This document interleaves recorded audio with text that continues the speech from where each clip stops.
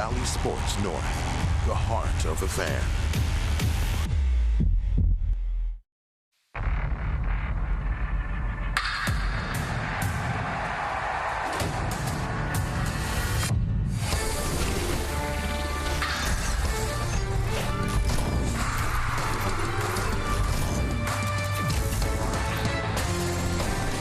The week-long homestand started with a sweep over the Orioles, and it will continue tonight with the first of 3 against the Royals. The Twins have some ground to make up in the Central Division, and they are heading in the right direction. 4 consecutive wins, and wins in 6 of the last 7 have helped close the gap. Chicago still leads the division. Kansas City comes in 5.5 back, with the Twins 9 back. Good evening from Target Field. I'm Marnie Gellner. The Twins just came off a stretch where they played 17 games in 16 days. Some challenging travel in there as well. And so yesterday, the Twins got a day off, their first off day since May 10th. It was a welcome chance to just kind of relax, rest, reset, but not lose the momentum that the Twins have built. And so they'll try to keep that going here against Kansas City. And this is your series setup for the first of 3 against the Royals. The relievers, yeah, that's where we'll start, have been very good, very reliable over the last week. It's an impressive 2.42 combined ERA for the Twins bullpen in the last 7 games. And at the plate, the power is starting to emerge. Minnesota's hit at least 1 home run in 12 straight games, their longest homer streak in 2 years. The Twins have 19 total home runs in that span. This Kansas City pitching staff, though, has been really tough lately. They've held opponents to 4 runs or fewer in 11 of the last 14 games. ERA in that stretch, 3.2, which ranks 2nd in the American League. Still to come, Dick and Roy will take a closer look at what the Twins have put together through these last 7 games.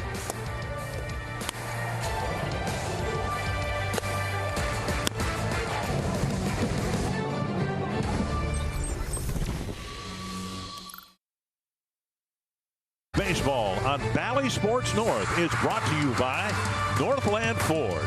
Visit buyfordnow.com and your local Northland Ford dealer today. By Menards. Save big money at Menards on all your home improvement needs. And by Luther Group. Shop the Twin Cities' largest selection of vehicles at lutherauto.com.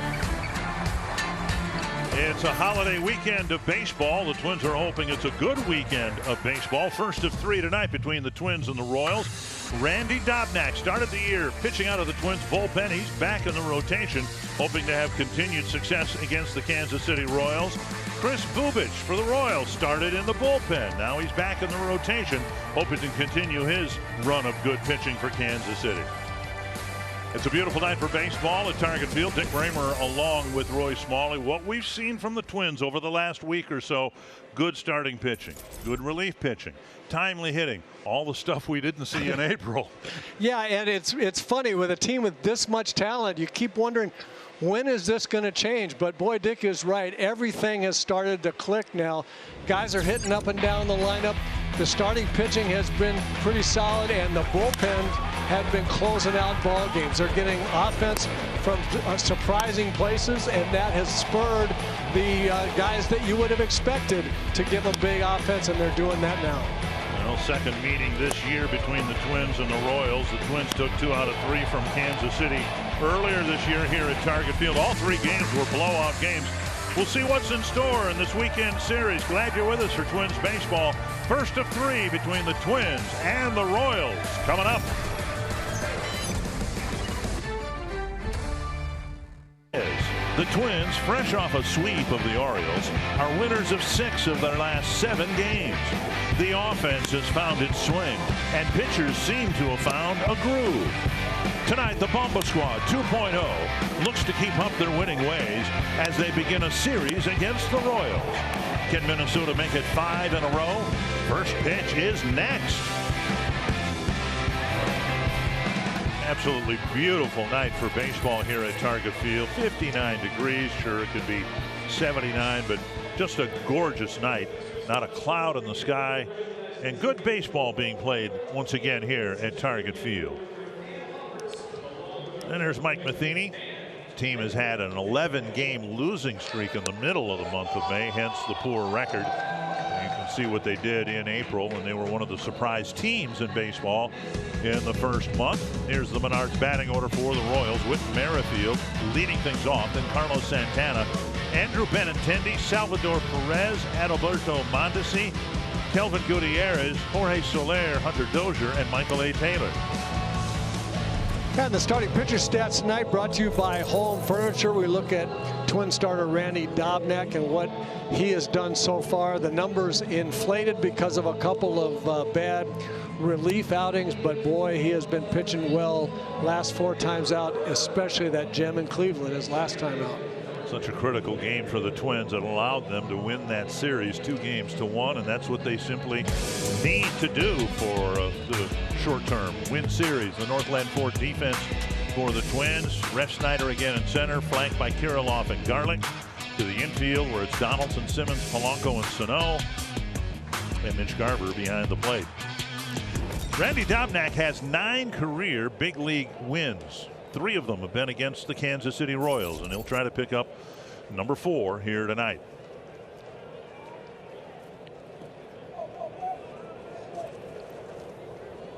And Merrifield out in front, strike 1. And that's a great sign right there. You noticed in the home starting pitcher stats, my little scouting report there, special stuff in the strike zone. His fastball moves a lot left to right. His slider moves a lot right to left. Just throw it in there. That's where he gets in trouble right there. He'll overthrow the slider, and you'll see that on that side of the plate, and he'll be a little behind with his fastball, and it'll be inside. He's got such good stuff. I just believe he should go right for the low middle of the strike zone, let the stuff take care of itself. We'll see how he fares. Hack to the right side, and Sano will race to the bag and get there before Merrifield. 1 away. 1 down, and that'll bring up Carlos Santana. Time for Guaranteed Rates. Believe in Randy Dobnak, and when he mechanically is sound and can find his consistent release point, he's fun to watch. He's really fun to watch, and to get in, jam Whit Merrifield like he just did, that was a great example of the ball starting in the middle of the plate and just running hard in on the handle of the bat. That's when he's good. Carlos Santana 0 for 9 against Dobnak. All those numbers accumulated while Santana was with the Cleveland Indians. And there is a strike on the outside edge. You saw that ball start middle, end on the outside edge. There's no reason for him to be pitching on the corners. Set up in the middle of the plate and just let the stuff work. Breaking ball down and in, 1-1.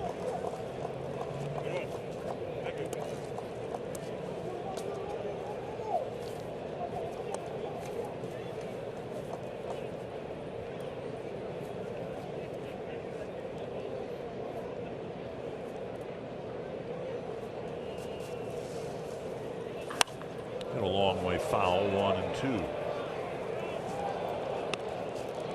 Santana signed by the Royals, and when things were going well in April, they lauded his experience, his grinding out at bats, drawing walks, showing some patience. And that the Royals have had a poorer May doesn't mean he doesn't still do those things. It's just things aren't going as well for the team. Tap foul. Still a rebuilding Kansas City team, and they felt, and they had every reason to, that Santana would be a nice influence. Real good influence. A veteran hitter, a professional hitter up there, knows how to take walks if that's what's given to him. He's known for that. High on base percentage guy for someone you'd look at as a power hitter. That's outside, 2-2.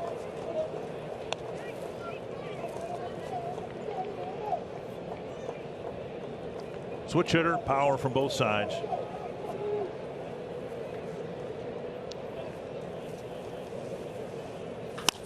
Big pop-up. Sano asking for it. And eventually it comes to him. 2 down. And that'll bring up Andrew Benintendi.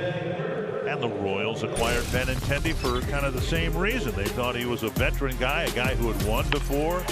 And once he decided he didn't need to try to hit home runs, he's turned his season around. Yeah, a lot more base hits here in the month of May.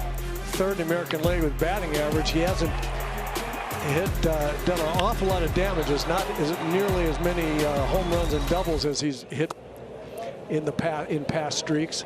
But he can hit right-handed pitching. He's hitting well over 300 against right-handers this year. He's a solid hitter. 1-0 to Benintendi.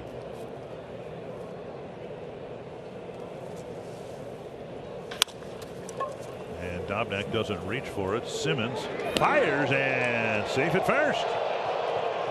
Well, Benintendi hustled down the line. It was a slowly hit ground ball by the time Simmons cut in front of Polanco. Benintendi was well on his way to an infield hit.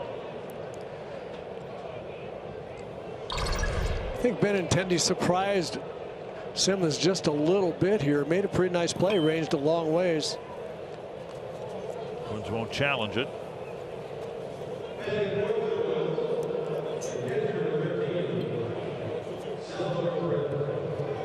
Bang, bang. Tie goes to the runner, right? Isn't that what you were taught? That's what we always said when we were 10, anyway. When you were always the runner, right? Right. Well, here's Salvador Perez getting a chance here in the first inning because of Benintendi's hustle. All right, be careful on the first ball pitch here. He's notorious. Be careful on the first one, then go after him. And a sinker at the knees, a strike. You just don't see that very often. Perez slugging about 1,200 or 1.2 or whatever the right way to say that is. It's over 1 on the first ball pitch of at bats, and he's a notorious first ball fastball hitter. And Love's hitting here. Grounder to third. Donaldson will go the short way to end the inning. A pop up, 3 ground balls, one of them for a hit, and a scoreless first inning for Randy Dobnak.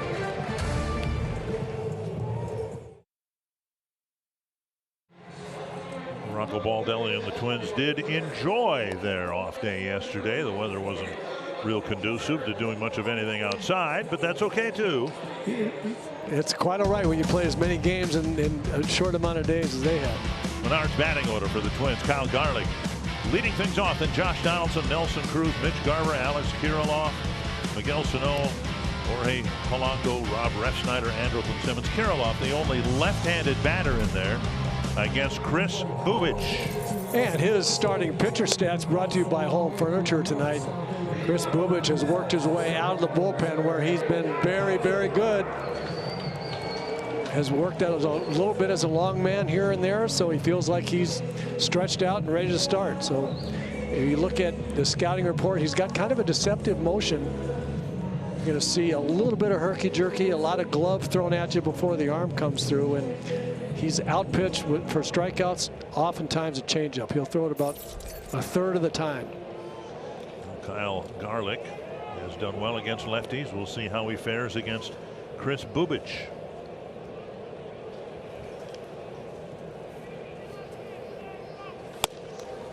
Missing inside, ball 1.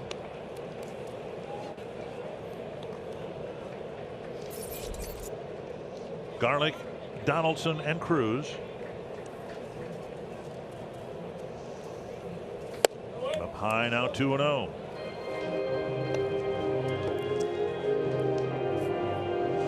As Dobnak is getting a chance to start because of Kenta Maeda's injury.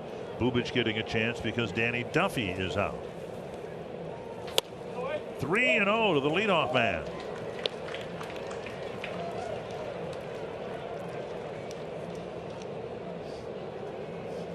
Bubic made a relief appearance against the Twins earlier this month. 1 inning, 3 hits, 2 runs. And there's a strike, 3-1.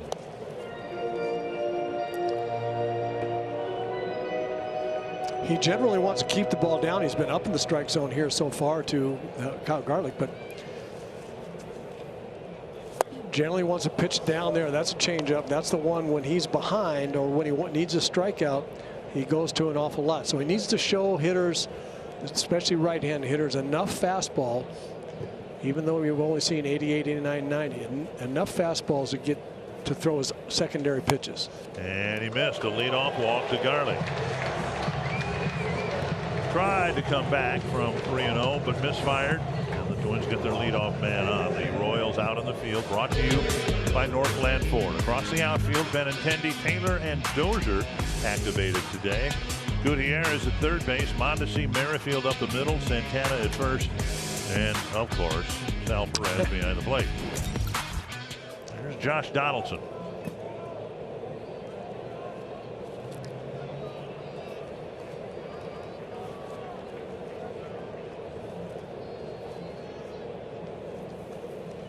Bubic has been a tough customer on the mound, holding right-handed batters to a .209 average.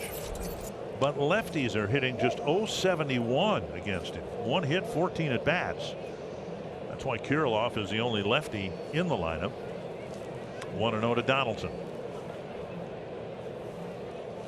Ripped toward the hole. Cut off at third by Gutierrez. Out there, and a double play. What a wonderful double play started by Kelvin Gutierrez at third base.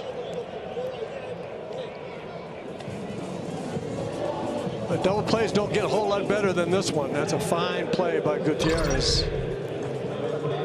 Donaldson gets a pretty good one on a changeup out in front of him, maybe just a tad, but Gutierrez with a dive play, a quick throw to second, and double up Donaldson easily. Chris Bubic showing, yeah, that could have been first and second, and now I got nobody on. Took care of the walk, 2 down, and now here's Cruz.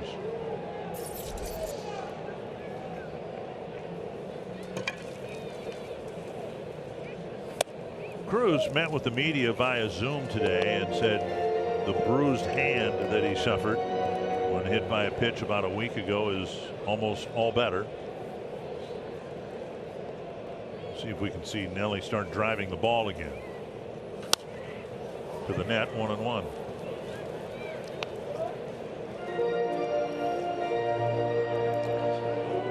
Cruz a couple of hits and 3 at bats against Bubic, one of them a home run.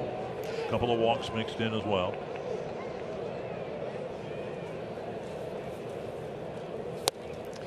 And I don't care who you are, if your hand or hands are bruised, you can't hit. I mean, your hands are so important to you, obviously.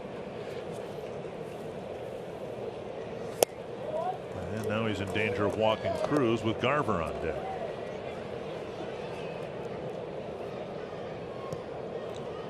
Dozen pitches for Bubic, only 4 strikes, but he's got 2 outs and the bases are empty. Cut on and missed, 3-2. Yeah, don't be thinking that 2-0, 3-1 automatic fastball counts for Chris Bubic. He's not afraid to throw as a matter of fact, he likes that changeup in fastball counts. Drilled but fouled.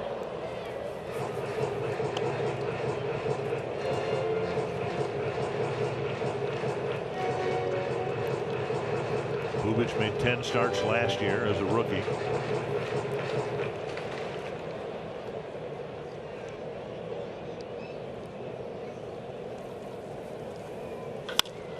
That's past a diving Gutierrez, and Cruz will have an extra base hit.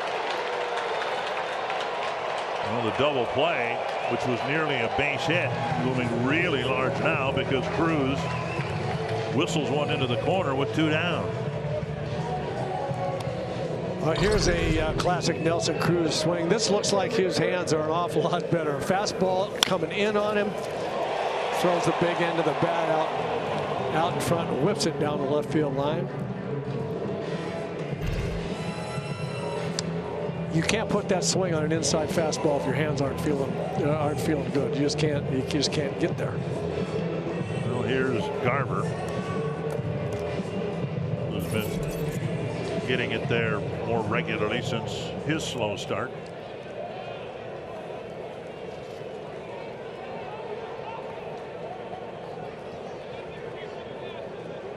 It's really been good to see Mitch swinging the bat better. He's so important to this lineup. Down and in a ball.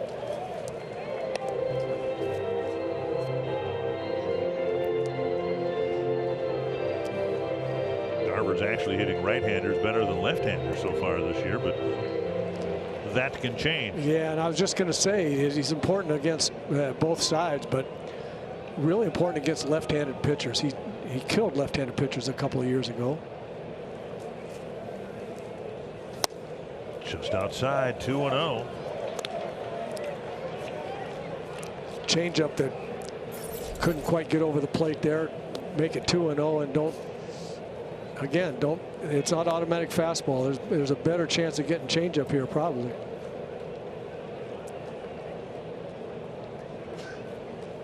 Two 2-0 to Garver.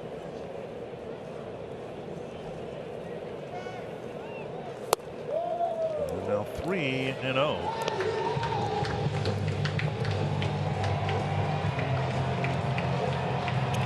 18 pitches, only 7 strikes, and the only lefty in the lineup is on deck. Yeah, and I'd give Mitch the green light right here. 3-0. We'll see what Rocco does, but I'd give him a chance to get a fastball right in the middle of the plate. See what he could do with it. Strike over the inside edge.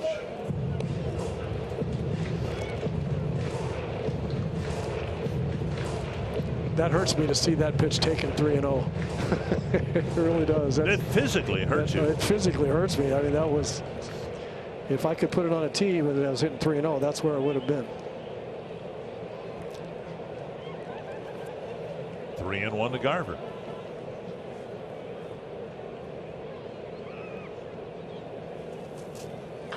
Topped foul, 3-2. And that's why I would have given him the hit sign 3-0. He got a fastball, then now it's 3-1. Now here come the changeups, and well, you've talked about it though. Some guys just don't like to do it. Yeah, and I don't know whether Rocco didn't give him the sign or whether that was just Mitch saying, "Yeah, I see it, but I don't like it. I don't like to do that." Full count. First base is open, and 2 away.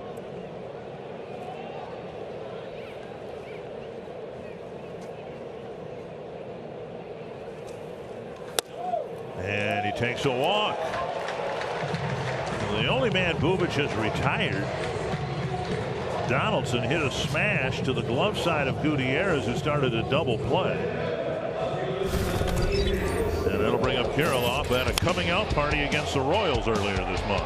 He certainly did, and that's when we got our first look at his power to center and left field. Can hit the ball out of the ballpark anywhere, and it's just that beautiful inside-out swing, keeps him on the ball a long time. He looks like an accomplished hitter already in the big leagues. Particularly so far against lefties, where he's hitting over 300.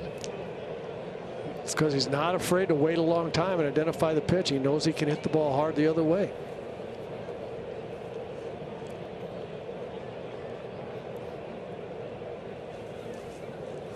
Off the plate. Bubic has really struggled here in this first inning, simply throwing the ball over. 22 pitches, only 9 strikes, and 8 of them have come in the 2 walks, or 8 balls have been come in the 2 walks.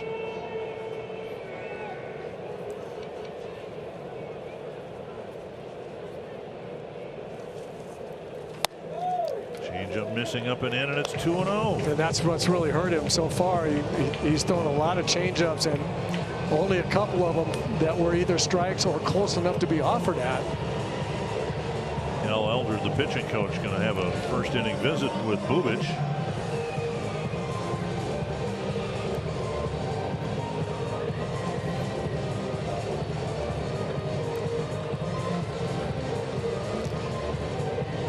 This conversation right here really is about, listen, you got to trust your stuff. You have to throw it over.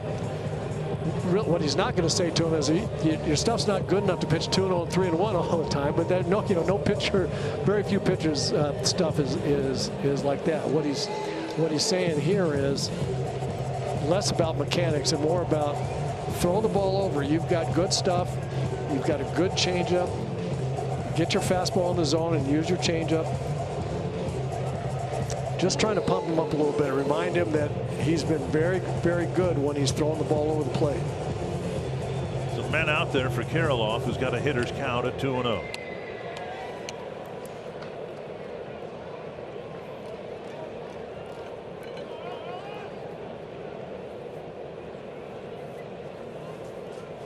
Tapped up the right side to Santana, and that'll end the threat. 5-man bat, only 2 retired, a scoreless first inning.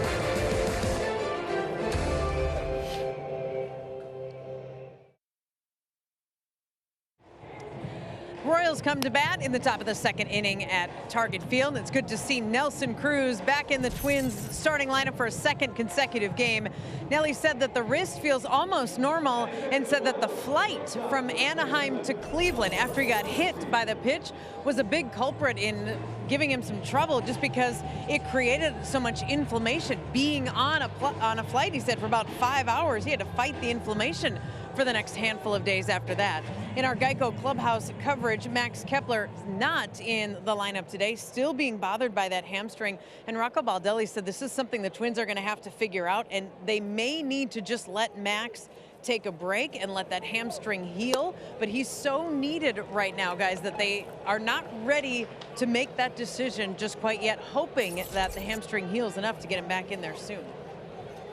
Thank you, Marnie. Mondesi, the batter, taking a breaking ball, strike one, now strike two. And when you think about it, on the depth chart in center field for the Twins, you had Buxton, Cave, Kepler, and none of the three, even though Kepler's active, none of the three can play out there. That's why you've got Rob Refsnyder out there, who'd never played out there before. And what a job he's done out there for him so far. But as Rocco said, it's, you know, that's not the long-term answer to a Buxton substitute. I mean, Max Kepler is, and very, very important to this ball club. Buxton working his way back. His return is not imminent. Otherwise, you might think, okay, well, maybe they would swap out Buxton for Kepler, put him on the injured list, and give him a week and a half to let the hamstring heal. Down and away, now 2-2. Mondesi, Gutierrez, and Soler, and the Royals are just thrilled to have Mondesi back in their lineup. He missed their first 45 games with an oblique injury he suffered on the last spring training game of the year, and is just now getting back 9 at-bats, 3 hits. And people who follow the Royals say that Mondesi is every bit as important to the Royals as Byron Buxton is to the Twins. Does dynamic things on the field when he's healthy and able to play. 2-2. High fly, right field. Going back is Garlick. He's on the warning track for the catch, one away. And that'll bring up Kelvin Gutierrez. American military personnel serving overseas are watching this game on AFN, the American Forces Network. We welcome to those of you watching around the world aboard naval ships at sea, and we thank you for your service, especially on this very special holiday weekend. Gutierrez getting a chance to play some at third base. Hunter Dozier was there. Dozier's been moved to the outfield. Soler's been moved to the DH spot. Chopped towards second. And an easy play for Polanco, 2 down. And this is what we see from Dobnak when he's able to throw strikes. He gets quicker at bats because hitters know that the first pitch is going to be in there. And they also know that they don't want, especially right-handers, they don't want that fastball boring in there sawing their bats off. It's like as soon as I see one in the middle of the plate, I'm going to try to hit it. Well, here is Soler.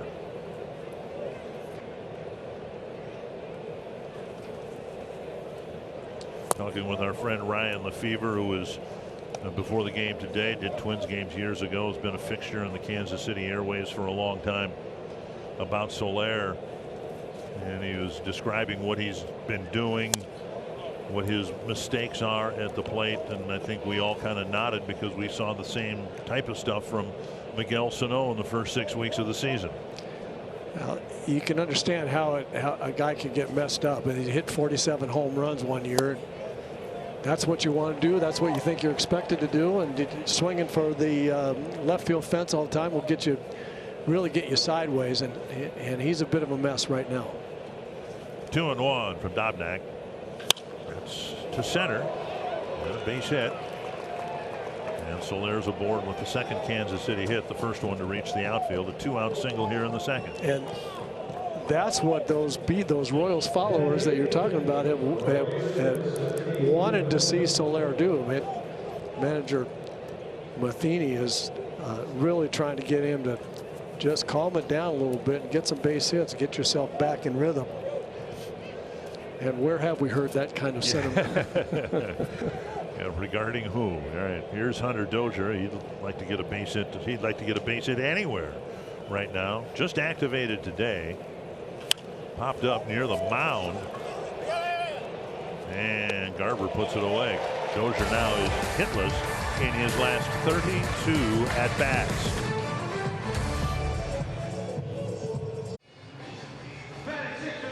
No score after an inning and a half on one of the hottest hitters in the American League Central. Miguel Sano will lead things off. He's been really good over the last couple of weeks. Totally different hitter all of a sudden. He seems very self-contained. He's hitting the ball to center and right field. That swing right there, so powerful and so much more from the inside than what he's been. And it just looks really good right now. Very solid. 7 home runs in his last 13 games. He'll lead things off in the second, and it'll be Polanco and Refsnyder. Early on in his career, Sano just absolutely owned Kansas City pitching. We'll see what he can get done here in this series. The average gradually climbing up. But he had a 3-run home run here a couple days ago, and it was the extent of the scoring as the Twins won a ball game 3-2, completing their sweep over the Orioles.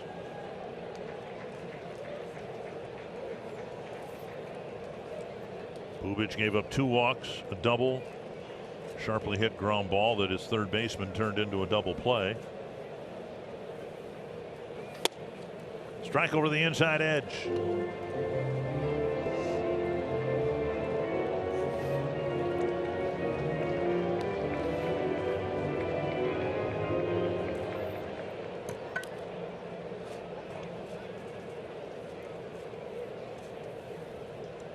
Cut on and missed. And it's 0-2.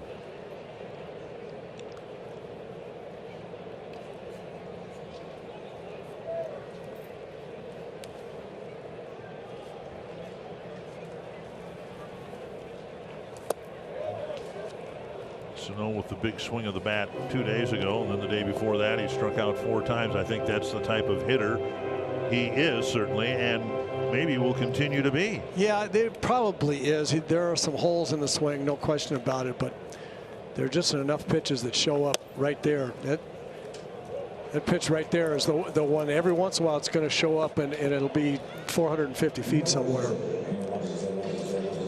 Called out on strikes to start the second inning. That'll bring up Jorge Polanco. I think he had to change up in his mind maybe a little bit, something. You know, he thought that ball was inside and it wasn't, and usually when a hitter takes a pitch like that, when he's inside strike, when he really looks surprised like he thought it was inside, he's either looking for something out of way or looking for something soft. Not used to seeing Polanco hitting as low as 7th, but there he is, hitting right-handed against Bubic.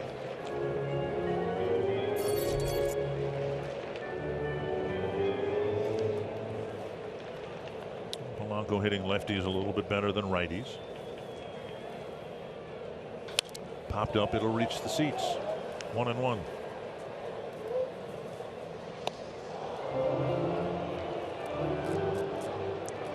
Polanco just not quite the same yet as he has been in the past.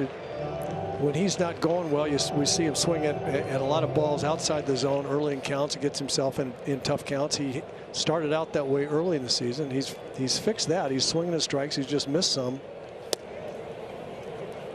He's missed some pitches in the middle of the plate that he normally tattoos somewhere. So he's getting closer. 1-2 to Polanco.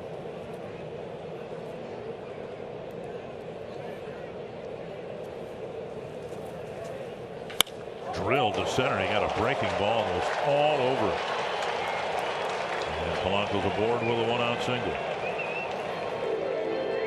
Now time for a word from the Minnesota Lottery.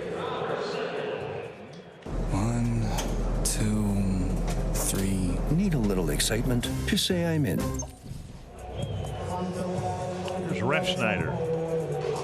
14 for 35. That's a 400 batting average with 2 home runs and 7 runs batted in, and he's hitting 8th in this lineup.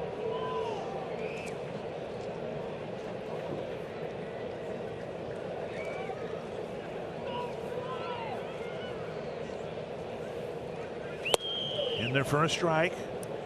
When you lose players organizationally, you look for players, other players, to fill in for the void that's created. I don't know that anyone would have imagined that Refsnyder would get a lot of innings in center field and that he would hit the way that he has hit. What a job he has done. 1-1. And the truth of the matter is, I really believe it's been Sano first and then Refsnyder that have fueled this whole bit of momentum. It's Sano by hitting the ball out of the ballpark, and Refsnyder, from the moment he got here, the first 2 at-bats he had, it drove in, got 2 big hits, running all around the bases, causing some excitement. Around the hands, and he will tell you, as he's told us, we've interviewed him after some successful games, that he had to tinker with his swing, retooled his swing a little bit in the minor leagues, worked very hard on trying to get things corrected. And you do that, and then you get up here and you get positive reinforcement, and that helps the process when you get immediate results. You bet. Swing on and miss, 2-2. Well, whatever he did to retool, the swing looks very solid.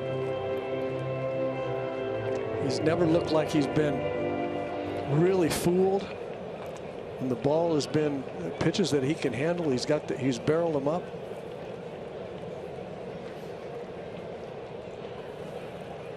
Off the handle of the bat. I mean, when you were struggling, they probably didn't have this phrase. I never did. They didn't have this phrase back then. You have to trust the process.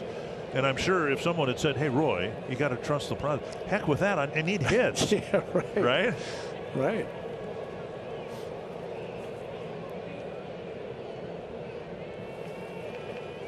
And Refsnyder strikes out for out number 2. I was also one, I would trust the process, and if the process wasn't working, I'd try a new process. So he messed him up a little bit with a pretty good changeup, and it got him a little concerned about the change and made him late on the fastball. And I think the same thing with Sano a little bit, and that's where Bubic is good. He is being able to spot the fastball, throw the change, and spot the fastball again.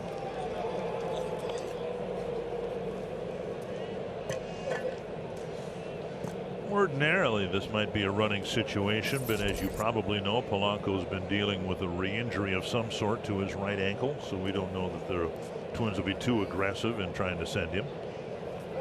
Royals think something might be up. Another throw to first.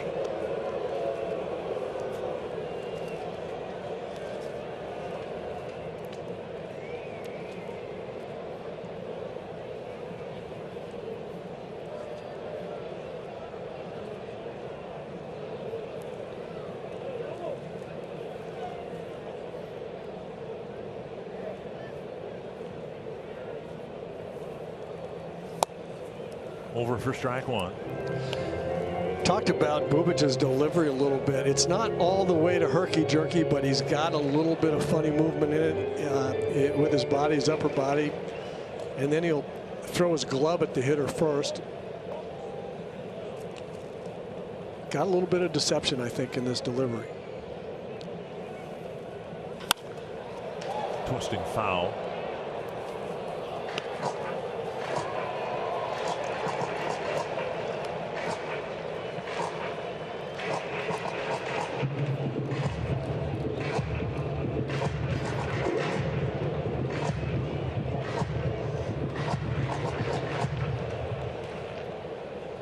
A little clutter on the base paths for the Twins. They've got a couple of hits, couple of walks so far. Bubic has kept anyone from scoring. 2 strikes to Simmons.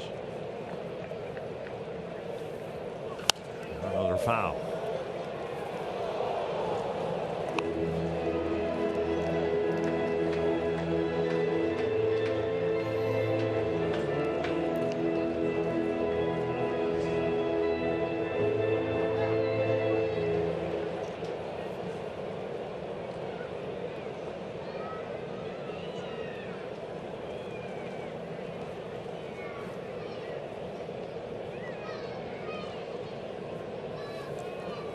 High fastball got him. So we head to the third. No score between the Twins and the Royals.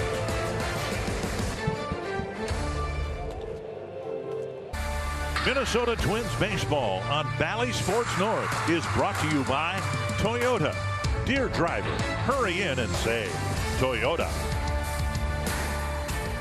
And before we get any further along, we want to wish the Minnesota Wild the very best in their Game 7 matchup with Vegas. Something about Game 7s, and whether it's baseball, hockey, basketball, it's just... No, there's just nothing better. Oh, my gosh. Each team's good enough to win 3 games, right? And it all comes down to the last game. Michael A. Taylor to lead off the Kansas City third. Chop to the right side. And Polanco flips. Whoa! Just pulled Sano off the bag, and this is a good sign. Not only is Dobnak getting quick outs, but most of them are on the ground. Yeah, so look, he's pitched to 9 hitters now. We talked about this, the stuff that he has as we watch Polanco come in, charge, get the nice big hop, and then kind of spiked the throw over to pull the throw with him over to the right. Well, you played some at first base. I'm not sure what Sano's leg was doing angling toward third base. I mean, that was part of the problem there, wasn't it? He got himself a little bit out of position, I think. Here's Whit Merrifield. I was just talking about Dobnak's movement on his stuff, and as he went through the first 9 hitters, we've got in order: weak contact, infield base hit, weak contact, fly ball to right, weak contact, base hit, weak contact, weak contact. That's his first 9. And that's a function of that movement. And if he just will do what he's doing right here, is go for the middle of the strike zone. You see what a guy's got this kind of movement. Remember Carlos Silva, of course. A guy's got this kind of movement. You don't have to aim for the corner. Your stuff will take the ball to the corner. Dobnak pulls it down. 2 down. Another ground ball out.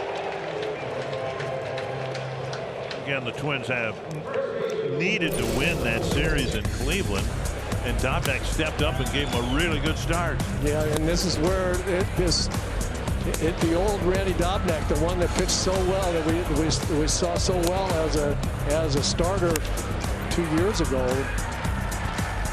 just throwing the ball to the low middle of the strike zone and letting that stuff work. And ground ball, weak contact, weak contact. Dobnak pitched the opener of the Cleveland series. Twins could have very easily swept that series. Now a fly ball to center.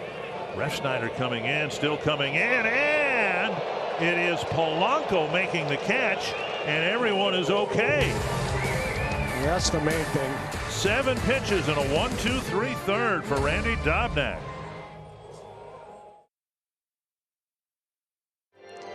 That's devotion there. Hockey fans supporting the Wild, but at a Twins game.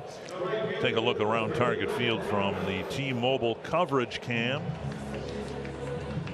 The guy's got his North Star sweater on.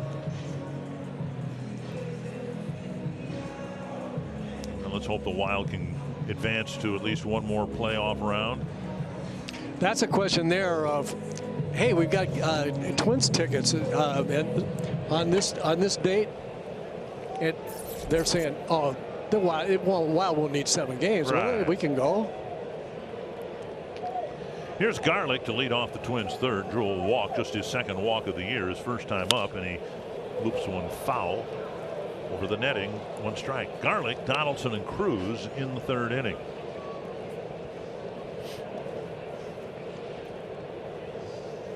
And much like the Twins did in '87 and '91. Wild had to win Game 6 to force a Game 7. Another foul almost to the same spot. 2 strikes.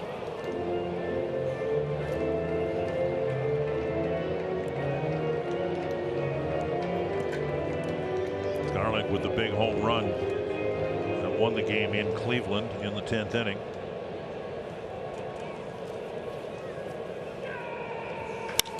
Hard to center, and Taylor's over to make the catch. Pretty well hit ball for the first out of the 3rd. Single game tickets for all remaining home games are on sale now. You can plan your trip to Target Field to see your favorite team in action and enjoy the excitement live from the stands. Tickets are available at twinsbaseball.com/tickets. It will be our delight to see this ballpark fill up as it is able to be filled up this summer. Now, we talked about it earlier. Just the sounds, coming up out of the stands. It's just, it means baseball. It means summer. It means everything good. Here's Donaldson, hit a smash, picked off by Gutierrez going to his left, and he started an around the horn double play. But the Twins could have had potentially a big inning, or at least scored a run or two in the first inning, if not for that nice play by the Kansas City third baseman. Inside 2-0. It's amazing how defense can turn a game around. I mean, that could have been a 4 or 5 run first inning very easily.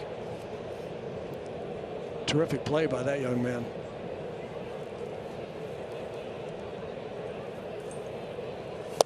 In there for a strike, 2-1.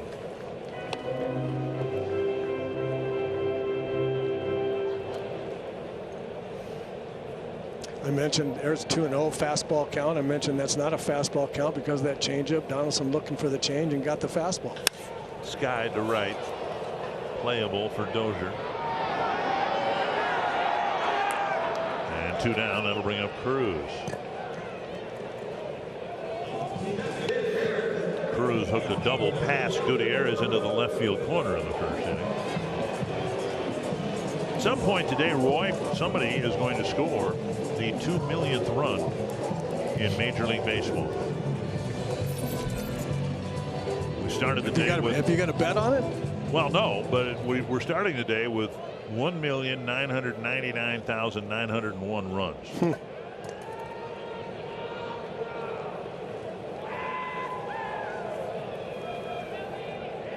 Bob Watson scored the 1 millionth run in 1975. It's with mixed emotions that I say I remember that. I remembered it too. Talked about it on the air, but I thought it was like 15 years later for some reason. My rookie year. Cut on and missed, 1-1.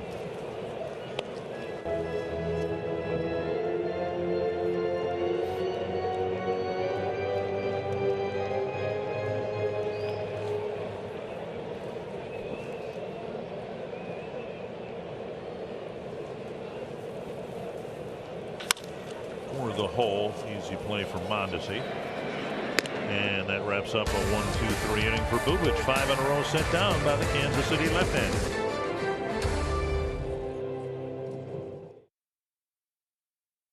Caught up with window concepts. So far, a pretty good pitcher's duel. Chris Bubic for the Royals in 3 innings, giving up just a couple of hits, 2 walks, 3 strikeouts. And Randy Dobnak has a really efficient 3 innings. 2 hits for him allowed as well. No walks and no strikeouts.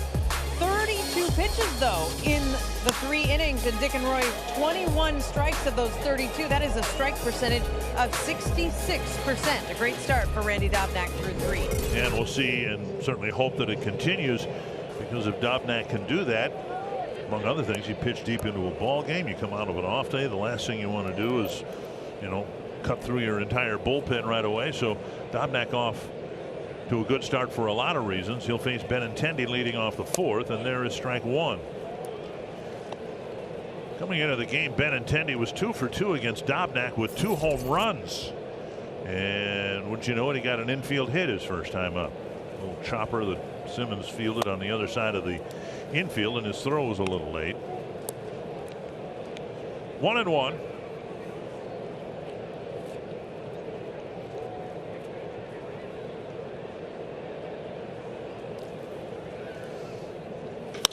To left, and Kirilloff doesn't have to move. 1 away,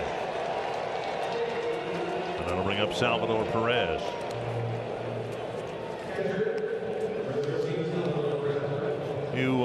Unless you've completely ignored the Twins since they moved here in 2010, you know that both Perez and Santana have loved hitting here in this ballpark as visiting ball players. Yeah, those guys have made you forget all about those guys from Toronto that used to come in here and wreck the Twins. And Perez especially just been terrific. And he's got me scratching my head here. He's taken 2 fastballs down the middle on a first ball pitch 2 times in a row. I don't even know who you are anymore, Salvador. Swings at a breaking ball. What makes Perez's success here even more impressive, the fact that he didn't play at all in 2019. And Tommy John surgery, missed the whole year, and he still put up mammoth numbers here at Target Field. 2 strikes and now a ball. Perez hit a ground ball to Donaldson to wrap up the first inning, his first time up. Well, he will swing the bat. He's going to put the ball, he's going to swing at pitches outside. There's a pitch right there outside the zone. A lot of swings and misses at that pitch from Perez. He's chased 36% of the pitches that he's seen outside the zone this year. We know that about him. He's a swinger. Oh. High fly, left center field and deep. Going back is Refsnyder at the wall. Makes the catch. A little bit of breeze blowing in from left field on a cool night. Otherwise, Perez might have had another home run here at Target Field. He just missed it, and went all the way to the fence. You kind of hate to say he just missed it, but you're looking at the breeze there. That might have something to do with it. He felt like I felt like he got under it just a little bit. Thank goodness. A heavy sigh as he caught the fly ball. 2 down, and now Mondesi. That was the first cement mixer slider that Dobnak threw up there. That was a home run pitch that Perez almost cashed in on. Just outside to Mondesi.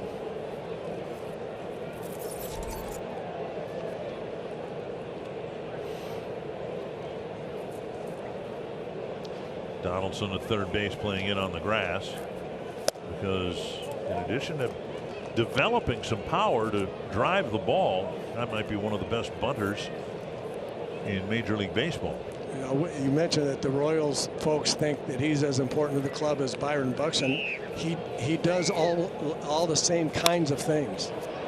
And he drives this one to center field. Refsnyder retreating and making the catch on the warning track again. Well, Randy Dobnak, a ground ball pitcher, and he survived a 4th inning. Approaching, this is the perfect time to plan your family road trips and getaways. You can bike a new trail, tee off at a golf resort, or take the kids on a fishing adventure. Just don't do it after a cold front with an east wind at 15 miles per hour. Personal experience there. Order your travel planning kit at exploreminnesota.com to help plan your next true north vacation. Tried fishing for the first time this year after the walleye opener the other night. Nothing. Really? Nothing. Yeah, I didn't figure you forever being shut out. I don't know. Well, again, now that we had a cold front move through, and it was we had an east wind, and you know it's never my fault. It's always the weather or some other mitigating factor. Here's Mitch Garver. Kirilloff and Sano will follow. Twins chasing the White Sox, who were in a weather delay in Chicago. They've got game 2 with the Orioles tonight, they hope. Garver takes a strike over the inside edge. Garver drew a walk in the first inning. Bubic's strike percentage has improved after a wobbly first inning when he walked 2 men, gave up a double, but didn't give up a run. Now inside, 1-1. He will use all his pitches. That was a breaking ball there. We've seen them all. Fastball, that breaking ball, and a very good changeup. And he's not afraid to throw the fastball inside, which really sets up the changeup. Taken outside. Yeah, good take. Good take there by Mitch. Changeup in a really good spot.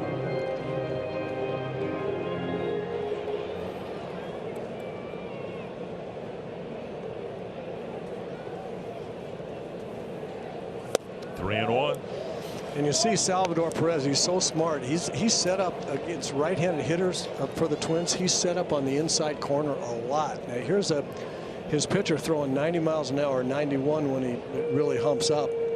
And Salvador's saying, you pitch inside here, throw it in because we're going to set up your changeup. 3-1 changeup for a strike. If you keep throwing it in there on the inside corner or just off, you impress the hitter so much with the speed of it and how quick you have to be to get out there to get to that fastball that it makes you very vulnerable to a good changeup. Bombs away.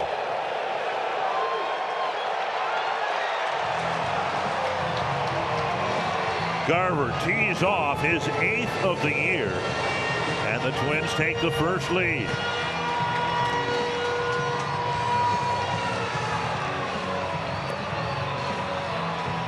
They finally got the fastball that he was looking for. Did a great job of laying off some pitches outside the zone, laying off a changeup that a lot of guys would have swung at, and finally got this one. Beautiful, strong, powerful swing right there.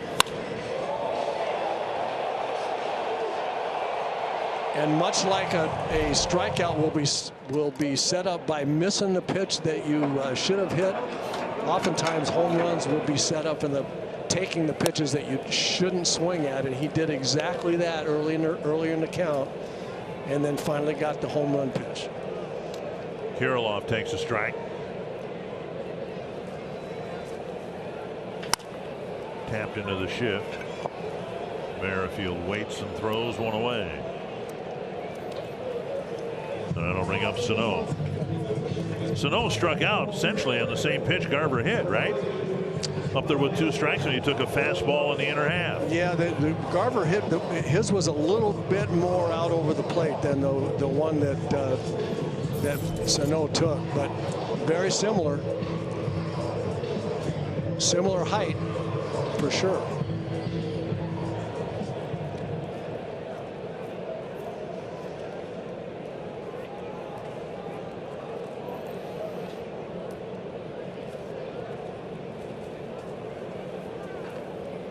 Up and away, ball 1.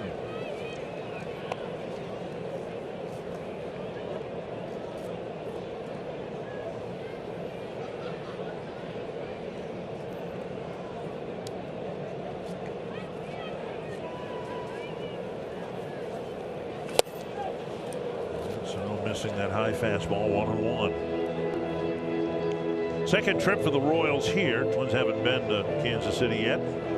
They'll go there next weekend. Road trip next week. 3 in Baltimore, 4 in Kansas City. Popped up, and it'll reach the seats 1-2. Pretty good pitch to hit there. Fastball had a lot of the plate. That looked like exactly the same pitch that Mitch Garver got.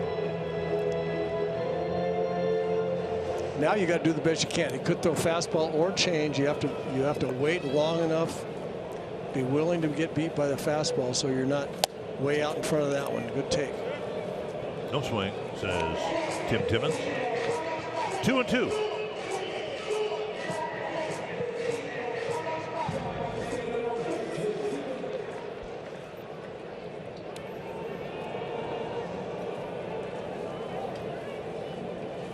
Changeup got him. 2 down. And that'll bring up Polanco.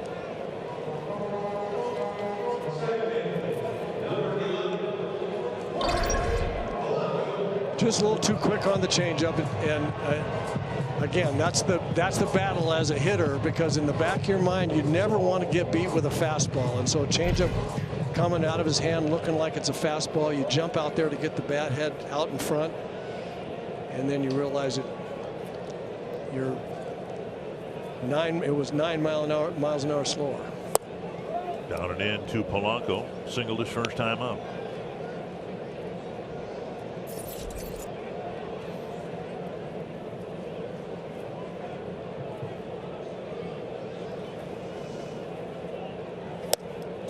mention that the Royals came here and the Twins took the series 2-1. The scores were blowout scores. Twins won 9-1, lost 11-3, and won 13-4. At that time, the Royals were going good, and the Twins were not, so that was a significant series win. Fouled away, 2-1. But we would expect a more competitive series here and again next weekend in Kansas City.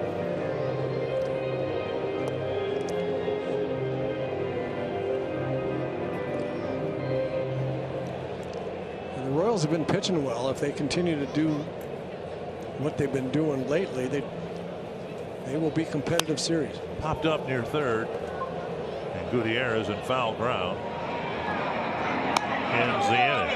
But Mitch Garver started the inning with his 8th home run of the year, a no-doubter to left field, and it's 1-0 Minnesota.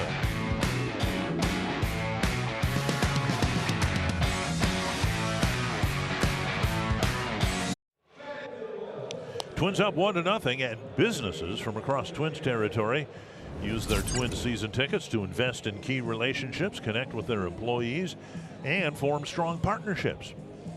You can get access to Twins tickets for your employees and clients and utilize Sweet Spot benefits to thank them with special rewards at the ballpark. Text Twins to 20123 or go to twinsbaseball.com/season tickets to learn more. Randy Dobnak given now a 1-0 lead. He'll face Gutierrez, Soler, and Dozier. In there for a strike. 44 pitches for Dobnak, 28 strikes. Breaking ball pushed foul. No play, 2 strikes. You can see Dobnak a little disgusted with himself after that ball was fouled off. That again, a little spinning slider that to a home run hitter. He's thrown 2 of them now, not very many, but one to Perez last inning.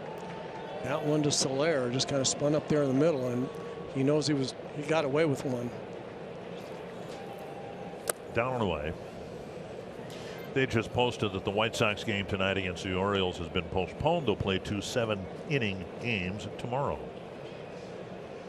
There goes my viewing for tonight after the Wild game. I was hoping they would get that game started about 2.5 hours late. I'd have something to watch tonight.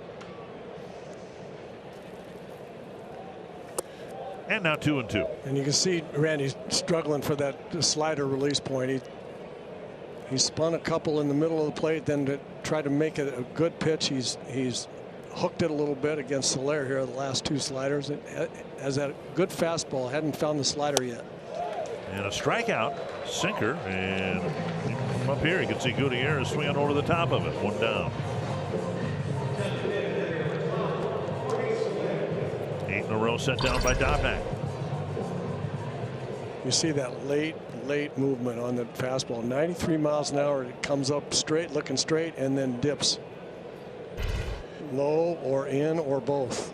Soler single to center his first time up. To the backstop. Ball 1. Garver catching the rebound.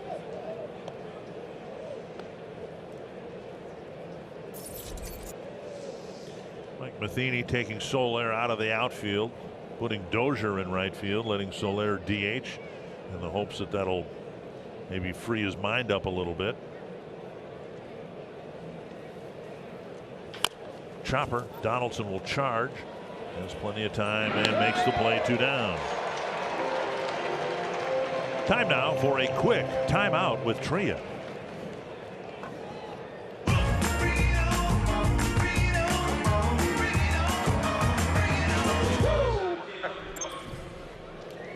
Randy Dobnak's been in control. Shouldn't be surprised. He was really good last year in the first half of the season. And coming off a start, his first, giving up just 3 hits, no runs in 6 innings to the Indians. 9 in a row set down. Here's Dozier, hitless in his last 32 at bats. Outside, ball 1. What was your longest hitless streak? You know, I try to forget that kind of stuff. That's my job to keep reminding you. I don't know what it is. I don't either, but I'm sure it was over 19 or 22 or something like that. 2-0. It's just got to mentally wear you out from when you wake up in the morning to when you try to go to sleep at night. When you're going good at the plate, you look out and you step in the box and look on the field and say, man, look at all those holes. I can get a hit almost anywhere. And when you're not going good, you walk up to the plate and you say to yourself, well, they got 15 guys out there. It doesn't look like I can get a hit anywhere. 2-1.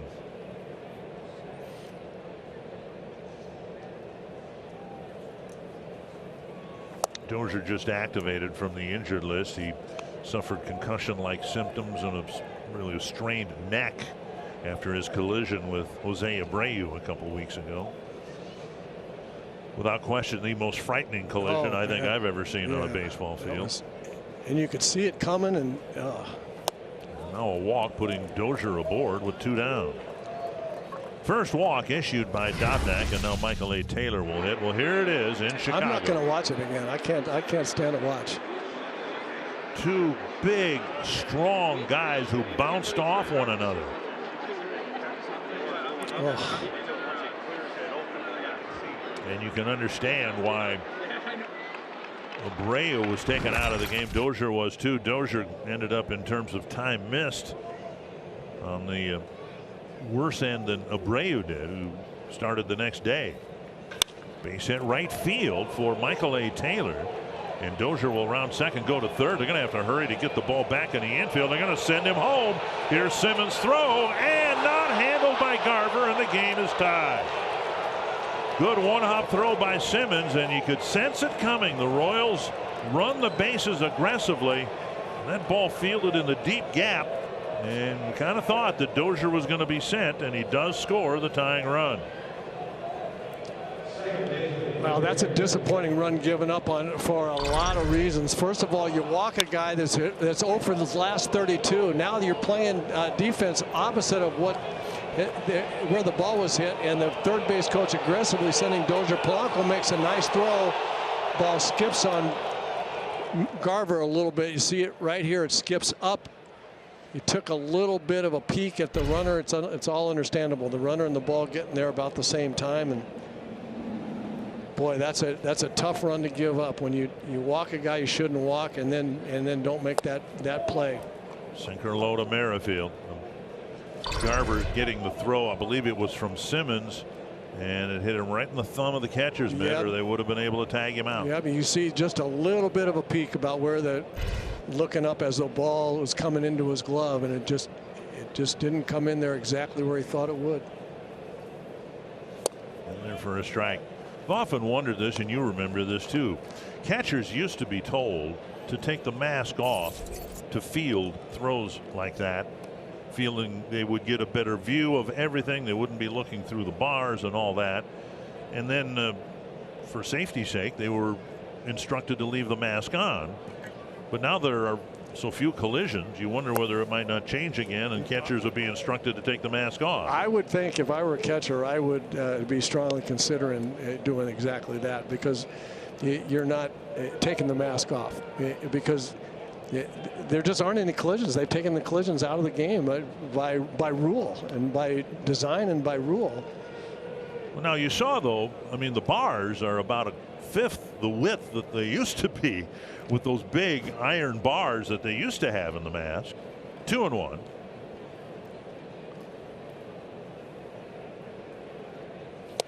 And when they're a strike, 2-2.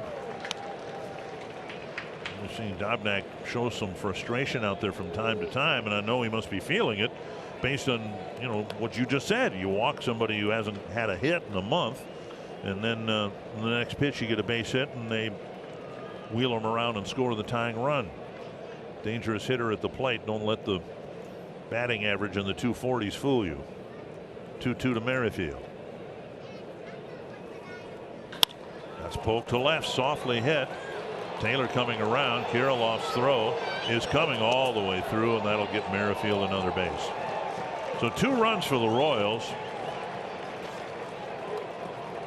And Kirilov overshooting the cutoff man. Merrifield alertly going to second.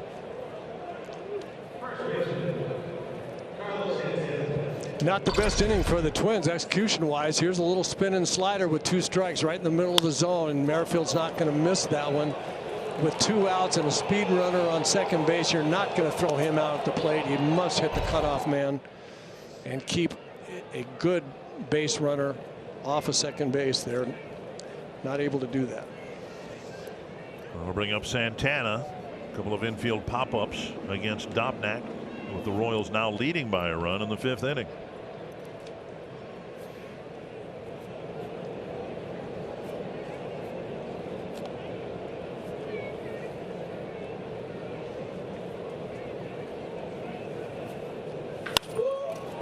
And that's into right field. That'll score another run. All of this after the 2-out walk.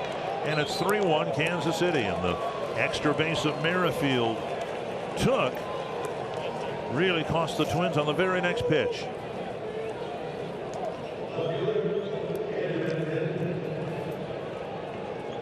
A walk, and what, on 4 pitches, 3 singles have followed. And another spinning slider right in the middle of the plate. He just hasn't found that pitch. You can see it just sitting there.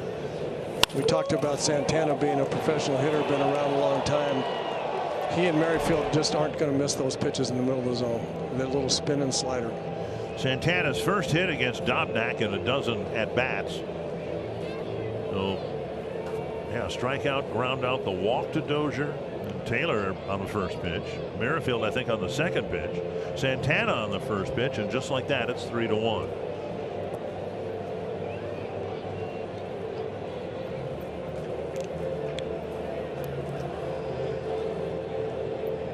Well, just not very crisp yet this inning by the Twins. Some plays that,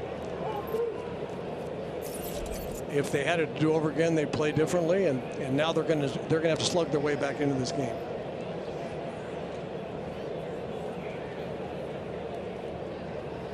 Here's Benintendi, and there's ball 1.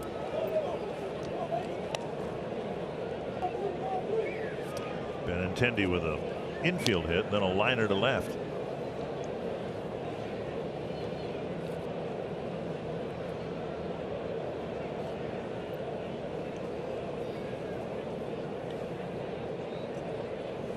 In there, a strike.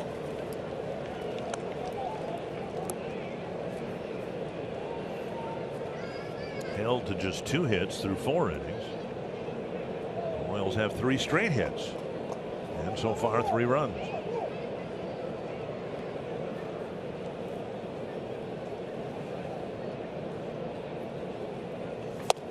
Two and 1.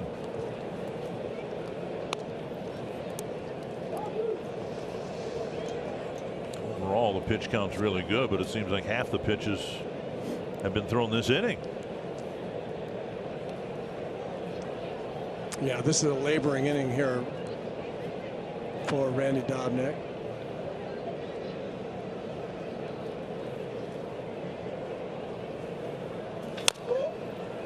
Two.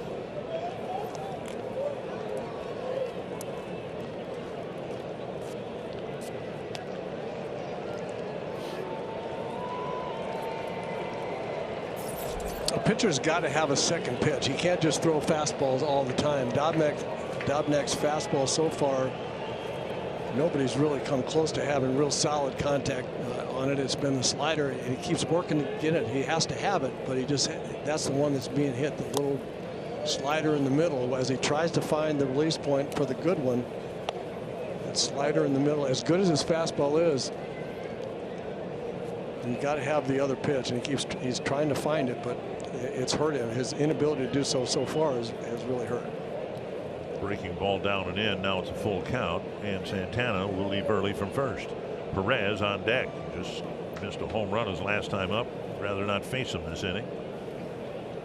And Benintendi strikes out. Dobnak gives up a walk and 3 singles, 3 runs for the Royals, and they've got a 2-run lead.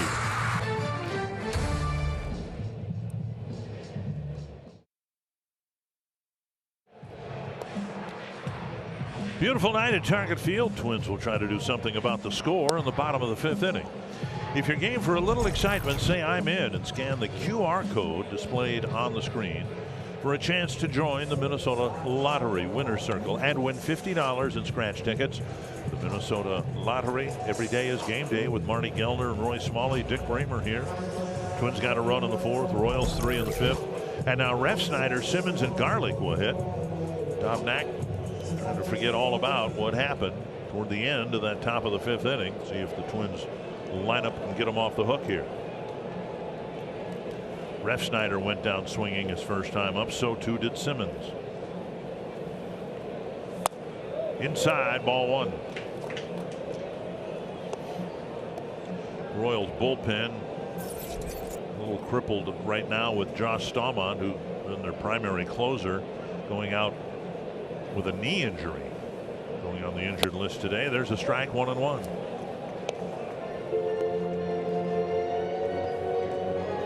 Yeah, they'll try to patch together the back end of their bullpen. Staumont, terrific arm, hard throwing guy. But wasn't throwing as hard as he did last year. A significant drop off in velocity. Significant, yeah, from up around 100 to down around 93, 94. 1-2 to Refsnyder, trying to get a board for the Twins here in the 5th. Checked his swing. 2-2. Oh, strike 3. They called it. Tim Timmons said he went too far, and he's hearing about it from the Twins dugout. From up here, it looked like he checked, but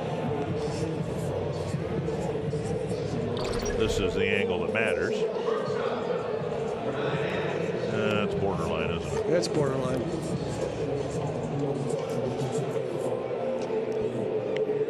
One down, and now Simmons. He went down swinging his first time up.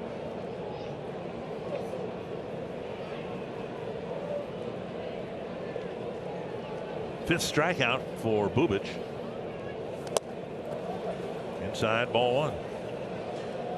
Toronto's having some fun in Cleveland. They lead at 11-2. Indians rotation took a big hit. Zach Plesac. The Twins knocked him out in that series last weekend. How did Terry Francona put it? He aggressively took off his undershirt and broke his thumb. That's aggressive. So they've got Bieber and Savali, and then the rest of the rotation is, shall we say, fluid. In there for a strike, 2-1. You know, I've never understood pitchers that hurt themselves in anger. I mean, I understand the anger. I had plenty of that, and I unfortunately wish I hadn't done it, but I broke some equipment, and that's pulled to the left field corner and deep. Won't be caught. One hops the wall high in the air. Simmons digging for second. Benintendi's throw is not in time, and Simmons just barely gets back to second base. Took a couple steps towards third, but Simmons with a double with one down here in the 5th. Good swing by Simmons here. Gets a little breaking ball or change up. I think that was the change. It had a little breaking ball movement, but I think that was the change. And Benintendi makes a very nice play off the left field wall. Simmons just messing around and then almost got himself picked off. Here is Garlick, tying run at the plate with one down.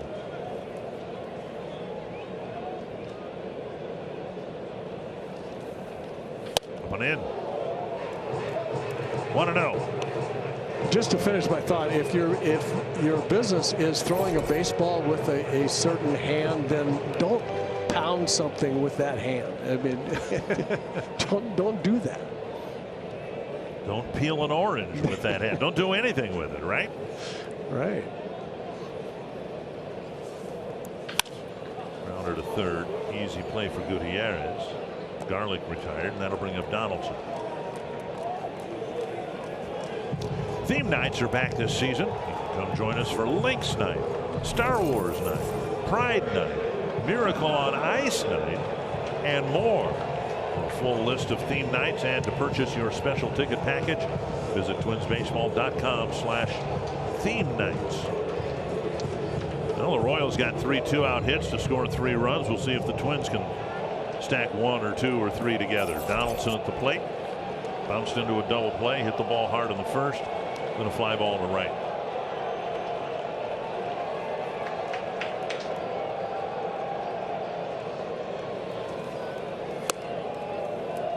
just missed inside ball one. Perez wondering where that pitch was. He wants that inside corner for his pitcher, and that looked like a pretty good pitch. That's it. That's their game plan. You can tell he's throwing fastballs inside and then come back with a changeup.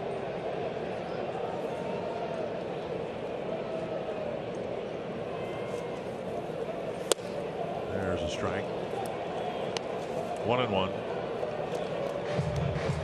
81 pitches for Bubic. 48 strikes. Strike percentage of 59. He hasn't walked anybody since he walked 2 men in the first inning.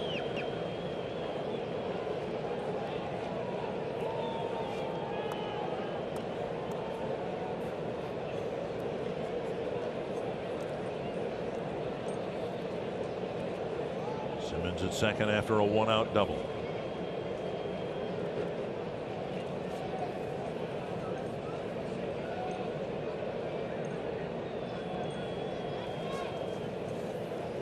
Popped up and out of play.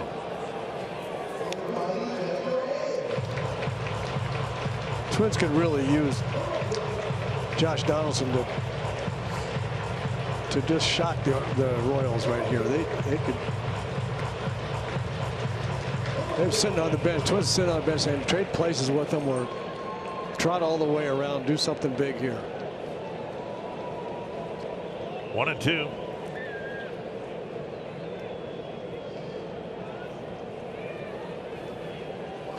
2-2.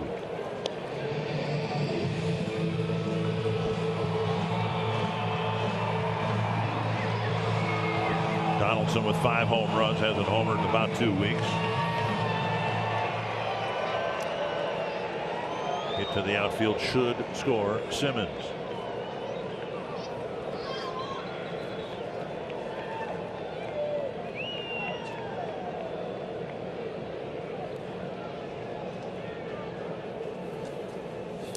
And the dirt now 3-2 with Cruz on deck.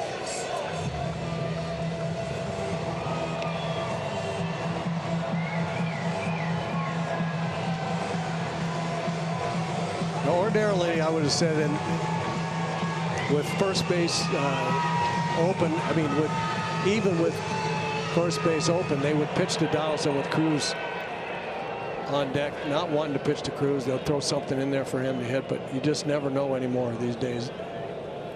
So Donaldson's got to be ready for anything. Foul back. Got a fastball and sent it to the screen.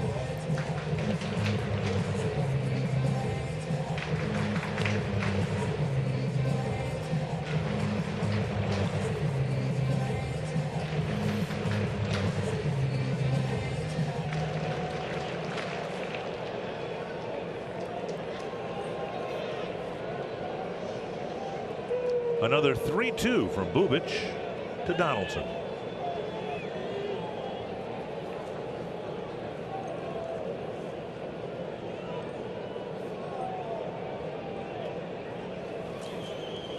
A towering fly down the left field line. Benintendi in foul ground ends the inning. Simmons left at second, and it's still 3-1 Kansas City.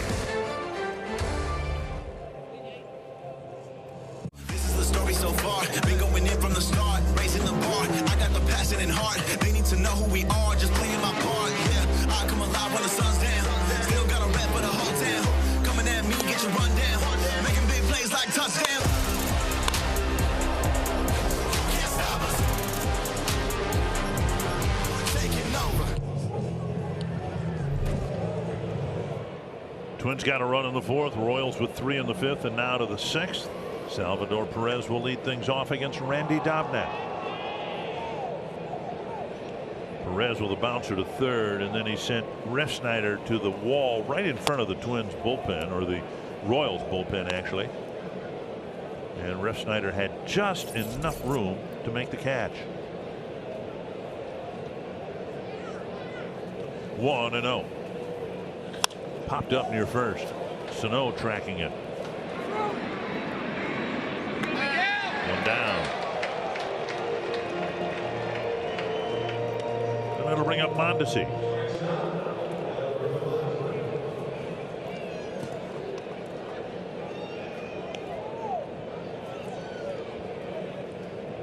Dobnak's only given up 5 hits, but 3 of them came after the 2-out walk, and they were all singles. When you string things like that together, and the team can build an inning, and that's exactly what the Royals did. Just kind of a messed up inning in the 5th for the Twins, all the way around. Fouled over the Royal dugout.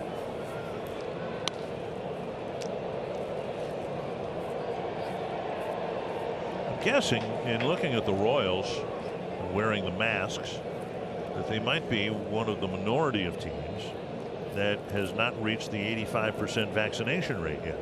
Twins ditched their masks a week and a half ago when they got over the 85%, but the Royals are still wearing them. Could be by choice as well. I don't know, but so many of the Royals are wearing masks. To left field, and Kirilloff retreating, looking up. That ball is off the wall. Mondesi digs for second, and you get a glimpse there of the power this guy has developed. When he first came up, about all he could do was slap the ball around and get some bunt singles, but as he showed in the 4th inning and again here, he's got the ability to put a charge into the ball. Totally different hitter now than he was. You see a little spin and slider in the middle of the play, and Mondesi stays right on it and drives the ball a long way to the opposite field. And when he first came up, you're right, we never would have suspected that would be his game at some point in time. Kelvin Gutierrez, the batter, with a speedy runner at second and 1 down. First extra base hit for the Royals. Missing outside, ball 1. There was a better slider there. It just missed outside, but it didn't spin in the middle, and he didn't hook it way in the other batter's box. That was closer. Maybe he's going to get a feel for it here.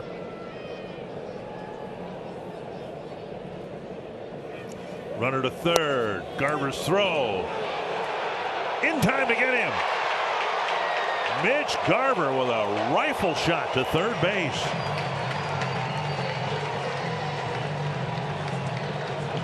Royals are looking at it to see, I think, whether Donaldson put the tag on him at all.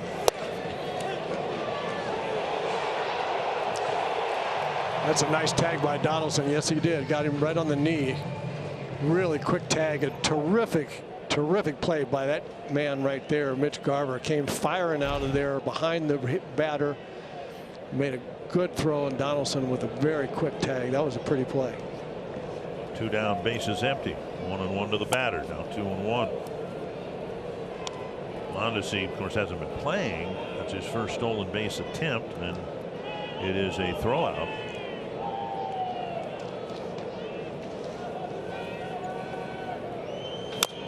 And now Donaldson charges the foul ball. It's been an ongoing thing, and of course I was there to do some spring training games, but unable to mingle with the players on the field or to move from field to field to see what they were working on. But clearly paying attention to runners both from the mound and from behind home plate was a point of emphasis this year. We've seen pickoffs. Twins starters, I believe, now have 7 pickoffs.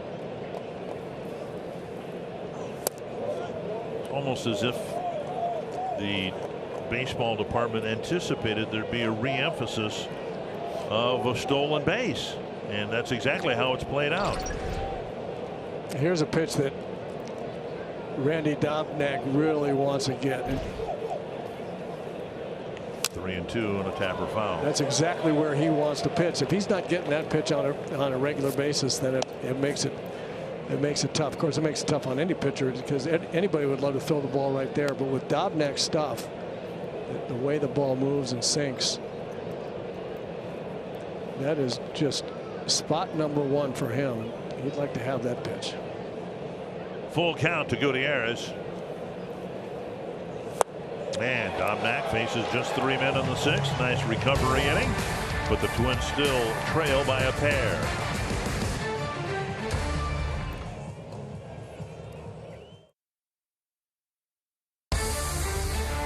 Minnesota Twins baseball on Bally Sports North is brought to you by Grand Casino. Let your story begin.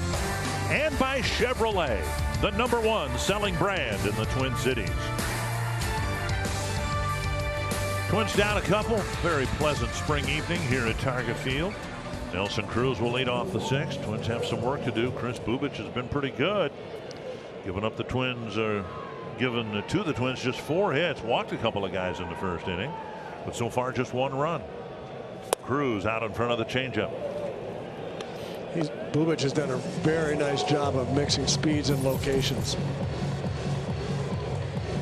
Talked to right at the open of the show about how he likes his changeup, but in order to throw that well, you got to be able to throw it in there with fastballs. Fly ball right field, playable for Dozier. 1 down. We'll bring up Garver, who walked in the first and teed off, leading off the 4th inning. StatCast powered by Google Cloud, and it was gone in the blink of an eye. Yeah, he absolutely annihilated this. About 110 miles an hour high line drive into the second deck. That ball was just toasted. 8th home run of the year.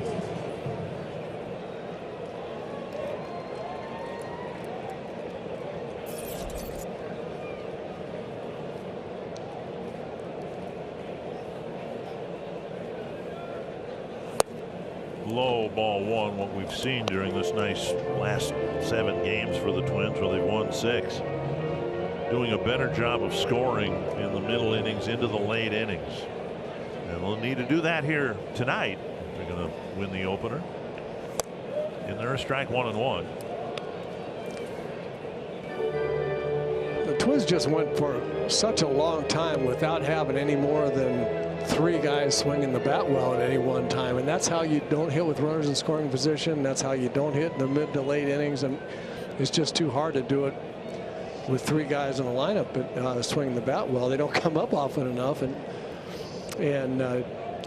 it's why it was a little head scratching for I think everybody in the Twins organization to see the talent these guys have at the plate, and not swinging it very well, but. That's getting better and better. You're seeing more guys up and down the lineup starting to have really good at bats. Mitch Garver being prime example. He's really swung the bat an awful lot better. And as I said before, this lineup really needs Mitch Garver, and that guy right there obviously has swung it an awful lot better. 2-1 to Garver. 3-1. Kirilloff on deck. A lot of times you can tell how a guy's feeling by the way he takes pitches, and Mitch is seeing the ball earlier or better or waiting longer or something than he was early in the season. Floater in for a strike, 3-2. He has taken some changeups and some breaking balls and some fastballs just off the plate. This pitch is questionable here, the high changeup. Got a little bit of it.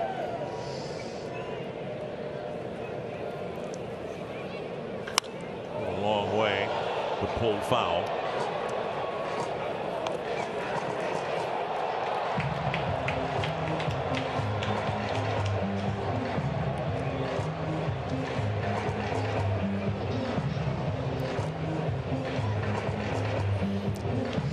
Only Twins run tonight on Garver's home run.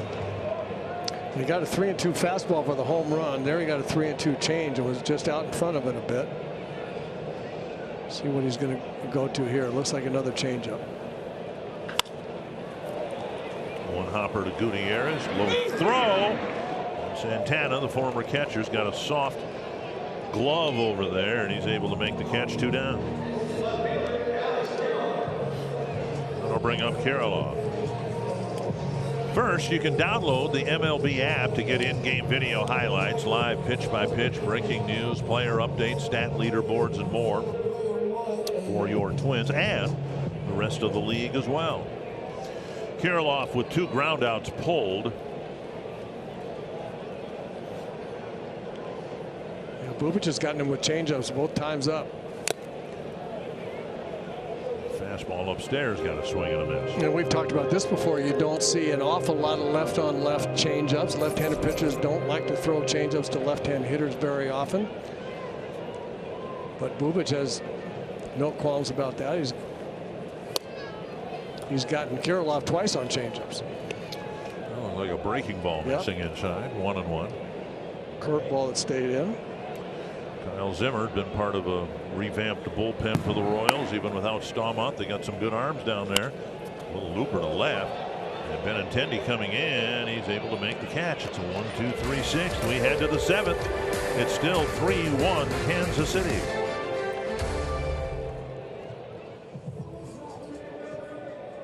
Story of the game, bottom of the 3rd inning. Mitch Garver goes to the second deck in left field, 424 feet. 1-0 Twins. Top of the 5th, the Royals got hits with 2 outs from Michael A. Taylor, Whit Merrifield, and Carlos Santana. Each hit drove in a run, and Kansas City has the lead right now, 3-1 after 6. But plenty of time to do something about that. That's what the Twins will do. Bubic getting congratulations. He might be done. Really doing a nice job after a wobbly first inning. Got through 6, gave up just 1. Chance to win the ball game. Here is Soler leading off the Kansas City 7th. Soler with a single and a ground out.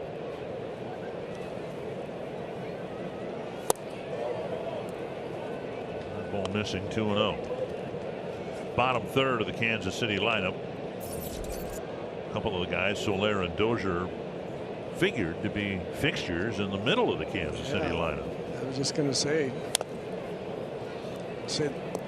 bottom 3rd coming up, and you had 2 guys you think would be more like 4 and 5 or 3 and 4.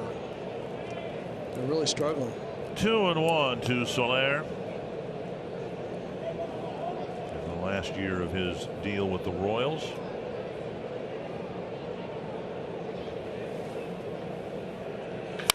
Drilled to center. And that first hop gets to Refsnyder in a hurry. A leadoff single. Bring up Dozier. It all started with the walk to Dozier. 2 outs in the 5th. Twins still leading 1-0. Dozier hitless in 32 at bats, and Dobnak lost him. Just a handful of pitches later, the Royals had 3 singles and 3 runs. And that'll be the at bat that keeps Randy Dobnak up tonight. Okay, he hung a couple of sliders for base hits. He was having trouble finding the release point on a slider. That's going to happen, but walking a guy that's 0 for 32 with 2 outs that's going to eat at him. Up and in.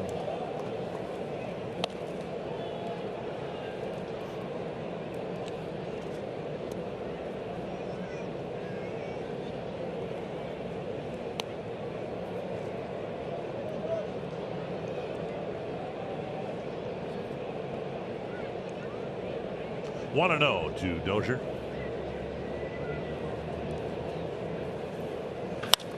And there's his base hit and breaking a long hitless streak.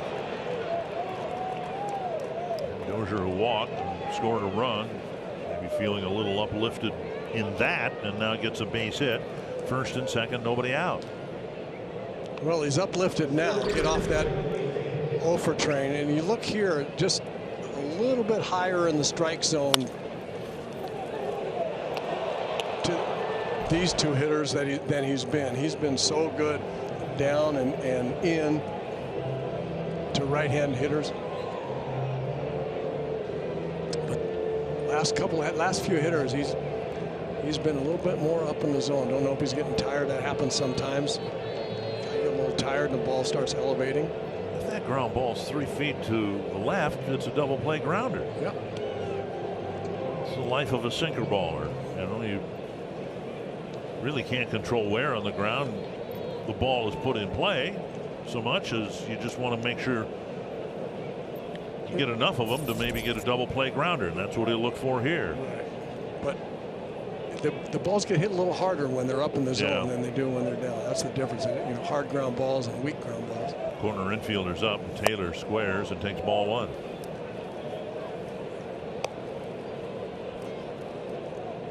So no, it wasn't so much crashing from first base. but Donaldson trying to read where the bunt will be placed to know whether he needs to charge and field the bunt or retreat to third, see if they can get a force play. Right, and Josh Donaldson's job is to make sure they get an out, even if it's maybe can get him at third. He's got to be absolutely sure they get an out someplace. So you'll see third baseman a lot of times call pitchers off and come in and leave third base and come in and get the bunt, just because if there's any doubt in the third baseman's mind, that his job is to come get the ball and get an out of first base. Garver on the bunt attempt took the foul tip, where catchers don't want to take foul tips. Home plate umpire Carlos Torres getting some new baseballs.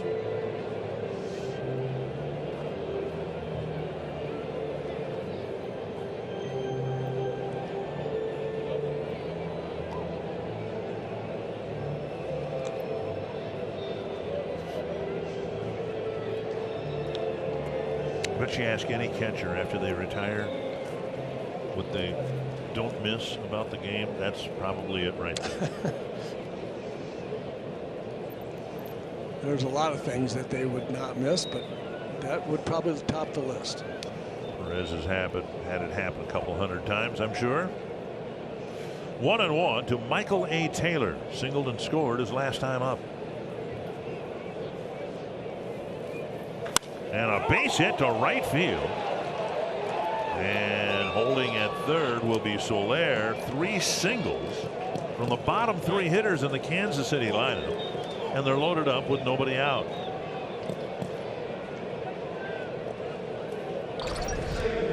Second time that Taylor's gotten a pitch right about there and gone the other way with it.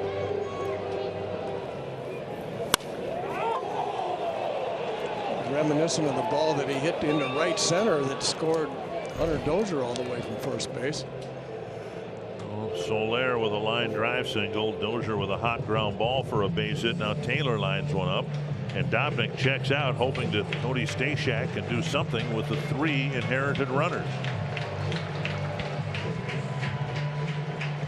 And Dobnak giving up 9 hits so far, just 3 runs, but he leaves the game with the bases full.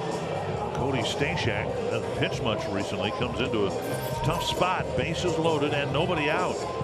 A very tough spot here for Stashak as you look at his season numbers so far.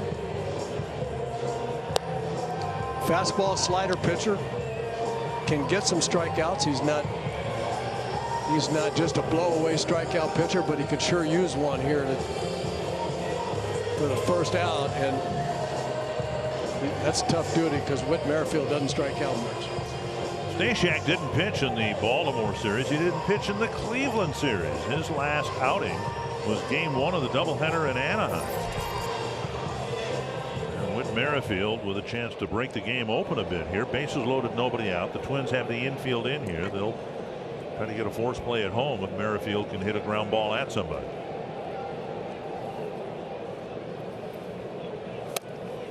Up and away, ball 1. Merrifield drove in a run with a single in the 5th. Dropped one softly in front of Kirilloff in left field. Coming into the game, 205 plate appearances, only 24 strikeouts. He's going to put the ball in play most of the time. Driven foul, 1-1. 356 straight game for Merrifield.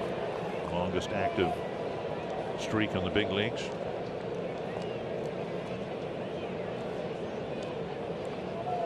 Usually count on him hitting about 300, and he's hitting 50 points less than that. You said it correctly earlier. It's just surprising. You would not expect that from Merrifield. We're just so used to him hitting 300, and you know, I know it's a batting average and there's streaks, there's ups and downs, and Merrifield just seems like he gets 3 hits out every 10 at bats. He just hits 300. Back-to-back years, 302, 304 in the last 2 full seasons.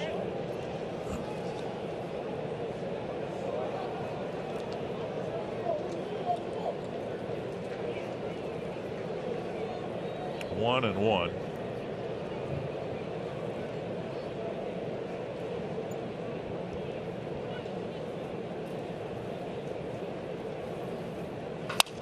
Down the line and a fair ball. It'll score 2. And Merrifield digging for second on a double.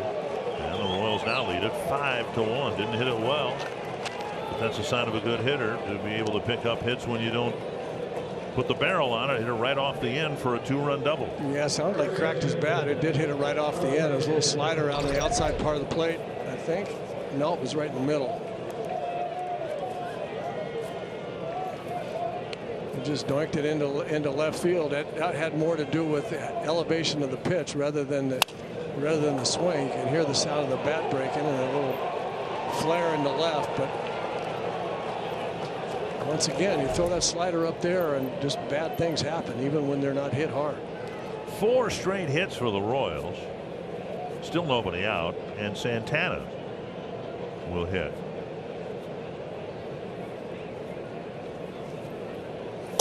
On the outside edge, a strike. Infield in again, but not in as tightly as they were in the Merrifield at bat. Not a force play anymore. And 3 infielders on the right side.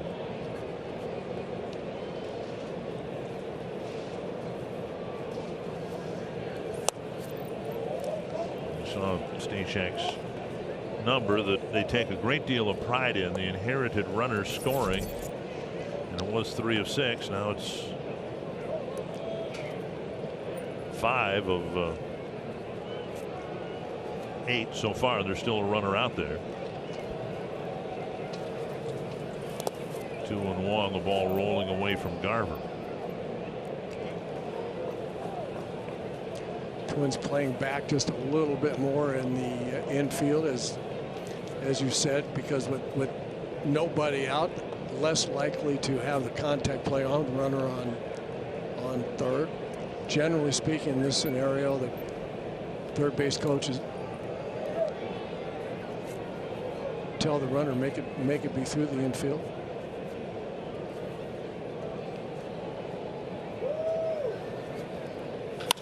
Fly ball center field.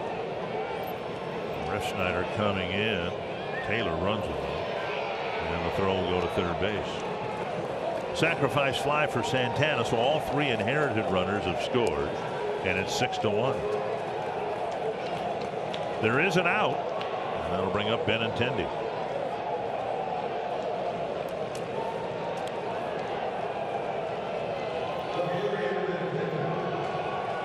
Three in the 5th, now 3 in the 7th. Benintendi will bat. All the runs charged to Dobnak, who sailed through 4 innings. 4 2/3 innings for that matter.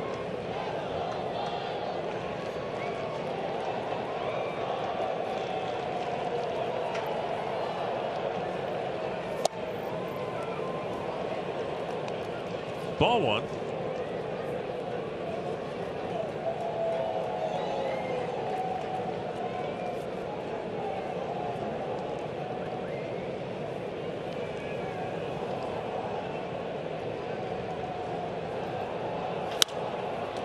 Foul ball, and Kirilloff has no play.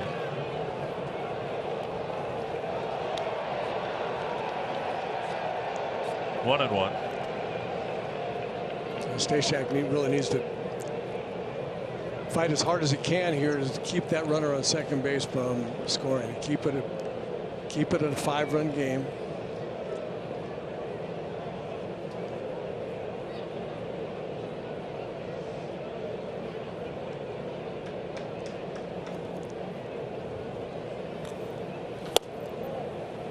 Two and 1.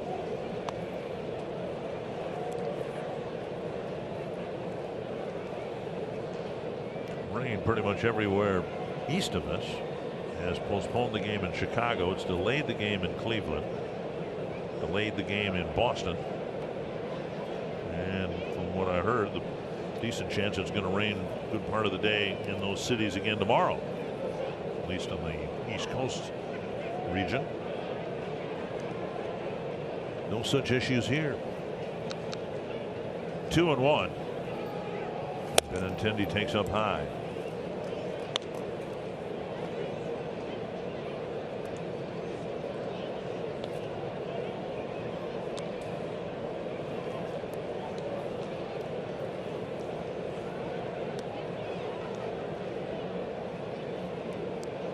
See if he can make a pitch right here, get himself back in the count 3-1. See if he can get an out or get back to 3-2. He's got to make a good pitch. Benintendi's been swinging the bat great lately, and especially against right-handed pitchers all season long.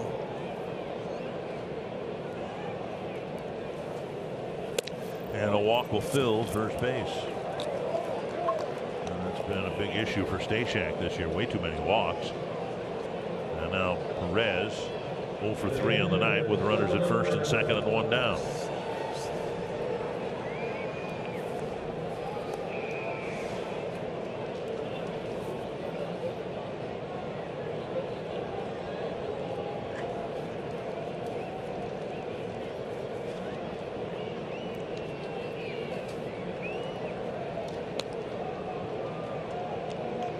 So it doesn't get any easier. Here's another opportunity to make a really good pitch. Beware of the ambush here from Salvador Perez. Make a good pitch. Ball 1. It's hard to figure out where Stashak's command went. He just walked 4 guys the last 2 years in 29 innings, but walked there his 10th walk, all of them unintentional, in 14 innings. And you see how far he missed the Mitch Garver's sign there. Mitch had him had his target out there on the low outside part of the plate. Stashak kind of known for being able to, his strong suit was hitting that spot a lot with fastball and his little slider, and he's had a hard time getting to that spot. You see where the target is right here. That's where he wants to pitch. That's going to slice away from Refsnyder, dropping safely. A base hit and another run will score. 7-1, and Perez, like a couple of guys before him, hit it right off the end of the bat. But it's a hit. And this run charge to Stashak.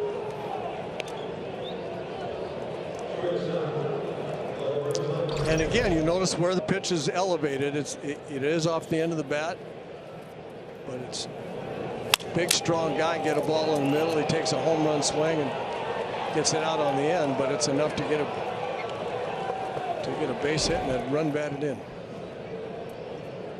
First and third.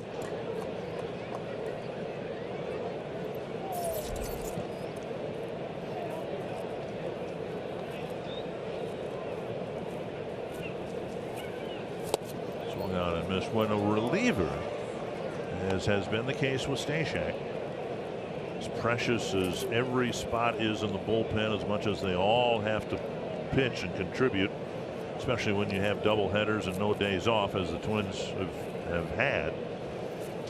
When a reliever gets more than a week off, I always think, okay, they're working on something, right? And they're trying to tinker with mechanics or something. And I'm sure that must have been the case with Stashak, but you know, here you look up and 2 hits, a walk, and a sacrifice fly in his first 4 at bats.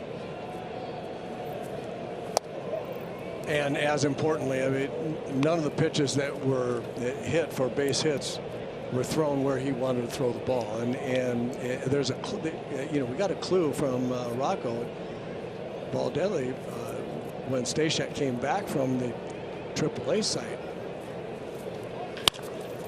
And that's through the drawn-in infield. Another run will score. Benintendi from third base. Rocco said he was working on it. He went down and worked on some release point issues, thought he had them figured out, came back up here. And so to your point, if he's working on something, there's probably a continuation of those release point issues, because he's not throwing the ball where he wants to. A lot of balls right there in the middle. I mean, there isn't, even last year when he was successful, there wasn't anything that was eye-popping about his stuff, but he was able to locate where he wanted to and had great success with that. Yep. And again, you see where Mitch Garver's trying to get him to throw the ball, and it's just not working. He can't find that spot right out there. Ninth man to bat is Gutierrez, and there's strike one. And that may not look like much. Where that spot, we just showed you where that pitch was, just outside middle, and it doesn't look like that far to the outside corner. Like, well, how can it make that much difference? It makes a huge difference. The closer to middle you get. Big swing and a miss again, 0-2.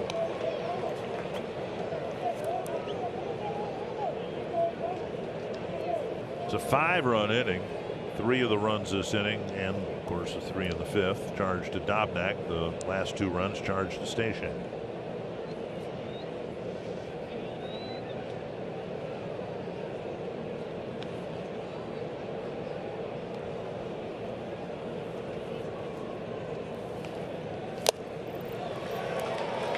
Breaking ball left up, but it works. Gutierrez swings and misses. And that'll bring up Soler, who started this mess with a leadoff single.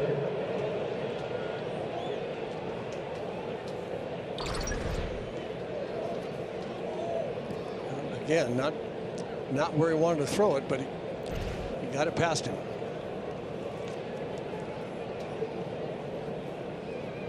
Soler with 2 hits.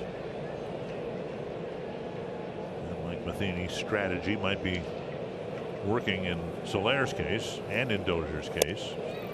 Soler was hitless in 21 at bats. He took care of that in the 2nd inning.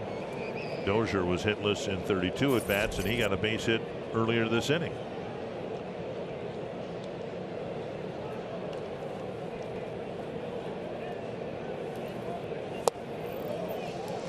One and one.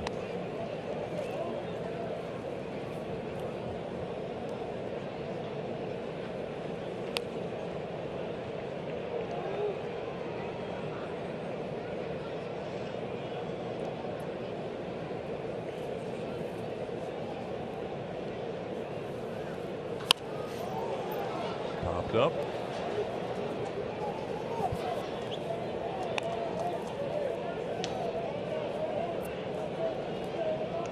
One and two.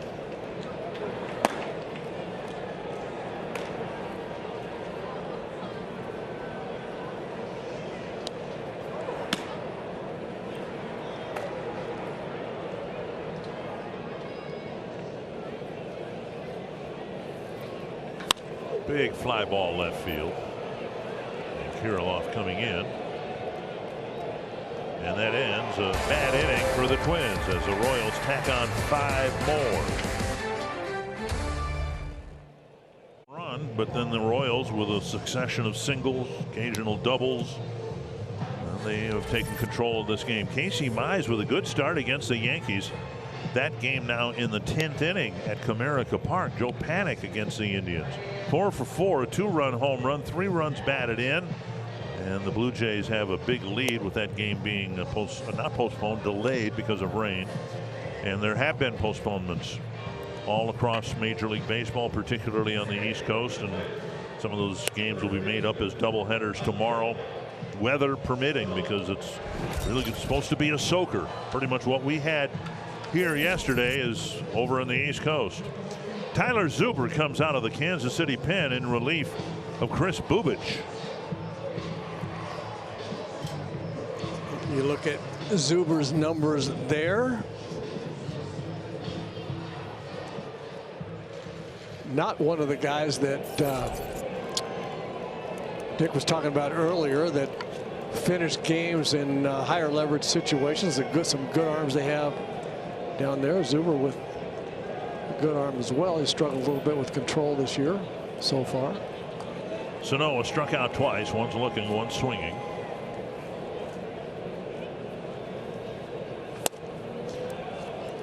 I was just looking up at the scoreboard. I still haven't gotten used to this. Watching the Yankee Tiger game. It's in the top of the 10th, and there's a runner at second base, and oh, somebody must have doubled. No, no, he just walked out there because he made the last out of the 9th inning. Up and away. Now it's 2-0. Now nobody likes 15-inning games, at least of all me. But I'm not a fan of the runner walking out there to second base of the 10th. 2-0.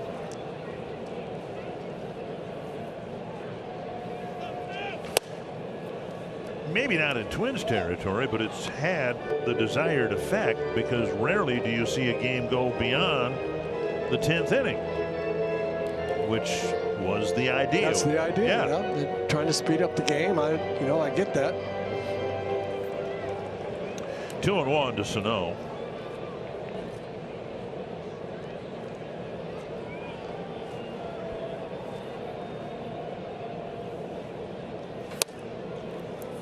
And 1. Well, I tell you, guys like, I'll tell you one guy would have hated Pete Rose. If Pete Rose would have hated it, he said, wait, we might play for a while. I might get 2 or 3 more at bats. I could get 2 or 3 more hits.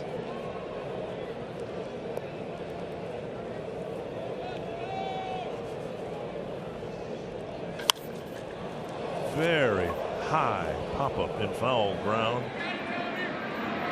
Santana with the catch, 1 away. Here's a quick word from Arby's. Arby's started making pecan chicken salad again.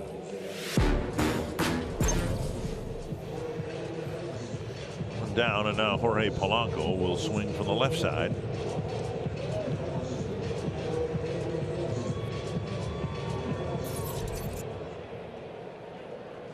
Polanco singled in the second, fouled out to the third baseman Gutierrez in the fourth.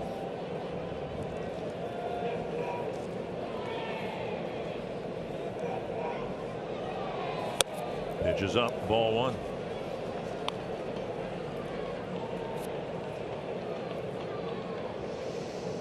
Twins with a winning streak here, built toward the end of the road trip, the sweep over Baltimore.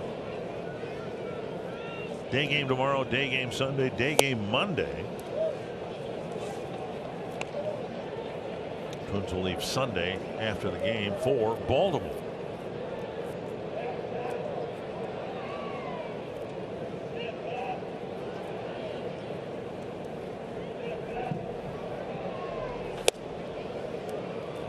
They need to find a place Monday for dinner that has really good crab cakes, because we won't be in Baltimore. So yeah, we don't have a chance to go to Bo Brooks Crab House in Baltimore, one of my favorite places.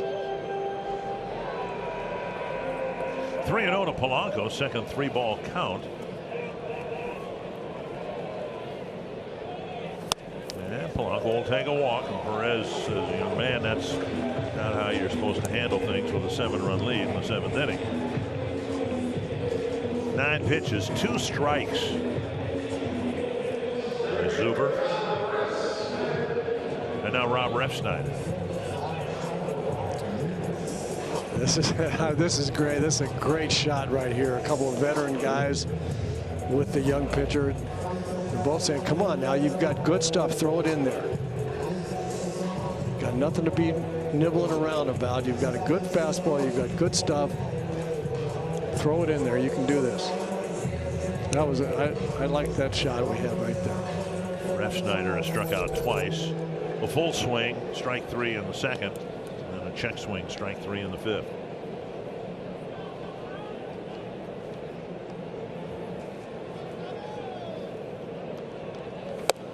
And he's missing high regularly.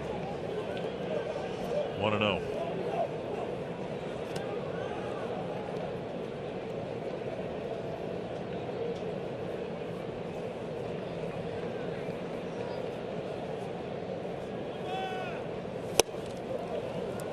Breaking ball, got a swing and a miss, 1-1.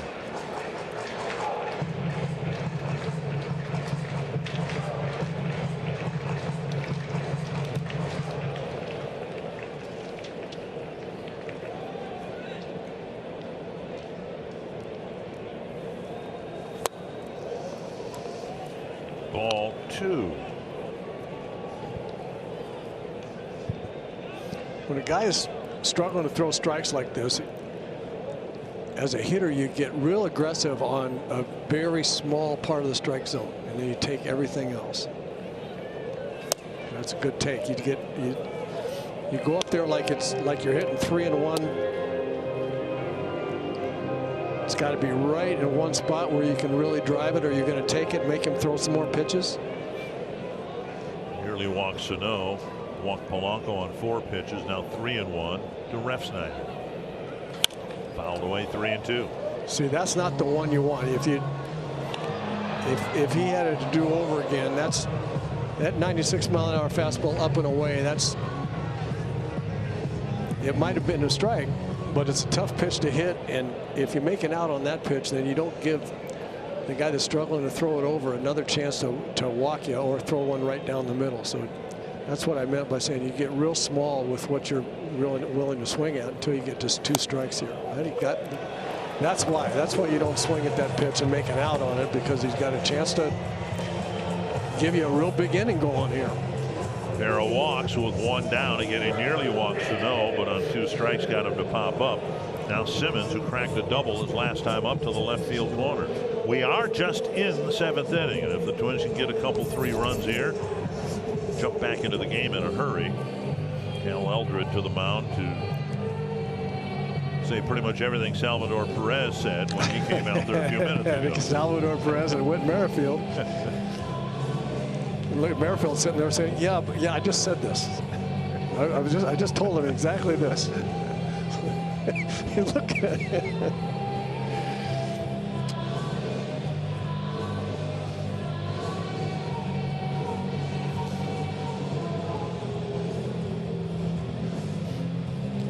"15 pitches, 4 strikes for Zuber.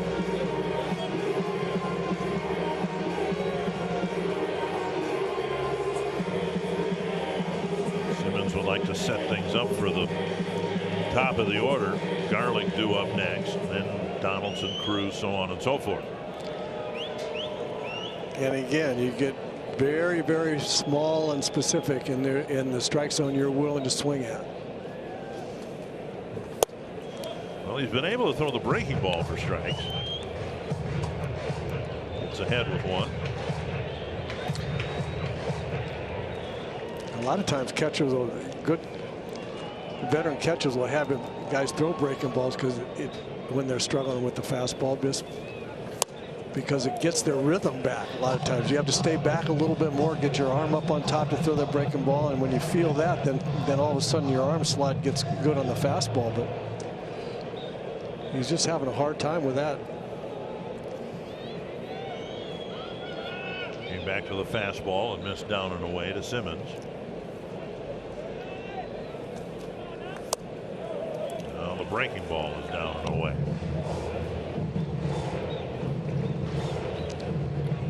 Activity in the Kansas City pen, and I can't believe that they're going to let Zuber out there face the top of the lineup.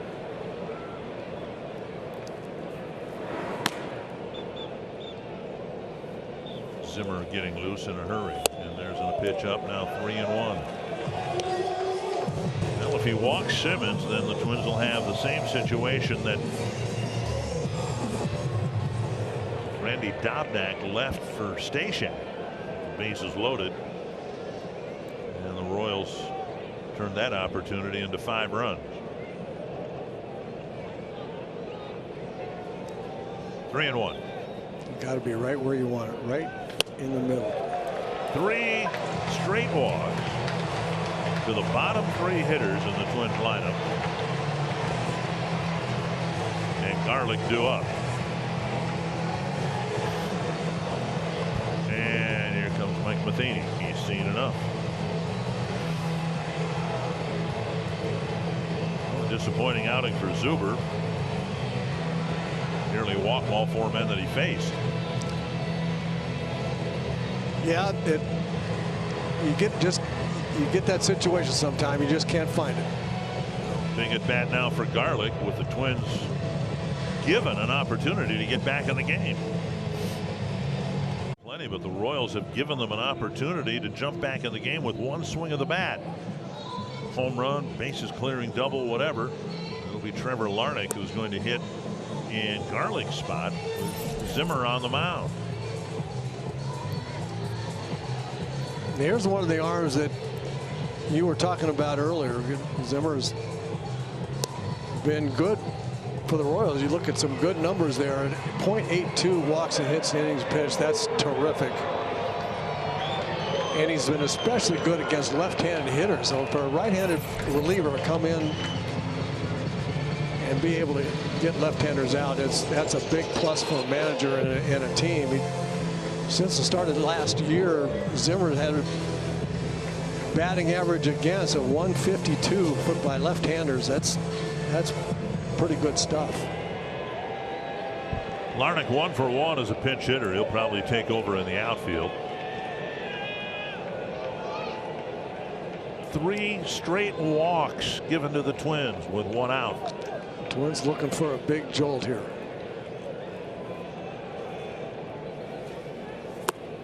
And ball 1 from Zimmer.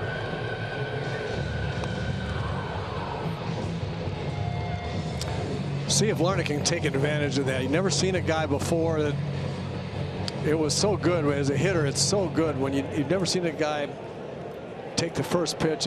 Now you've seen a fastball. It's a ball. You're ahead of the count. You've seen his release point. You've seen the speed. 2-0. Off-speed pitch. Zimmer basically fastball and that little slider. He's got a curve as well, but he's basically fastball slider. Twins have taken 5 walks. None of them have scored.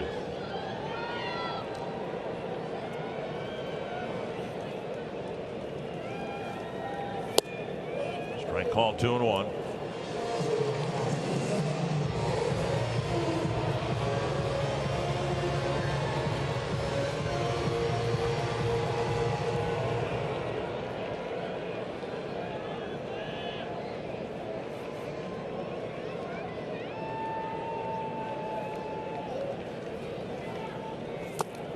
Now 3-1 with Donaldson on deck. Nothing about Zimmer's year would suggest he's had too much difficulty throwing strikes. No. 6 walks in 17 innings. No place to put him. See if the young man here, Trevor Larnach, can really keyhole in on a pitch, exactly the pitch he wants. 3-1. Again, get small. 3-2. That's a good swing there. He wants the ball from the middle in. That's a good hack right there. That's a good pitch for him to be ready for and try to do some damage with. Just fouled it away. Hit over the top of it a little bit.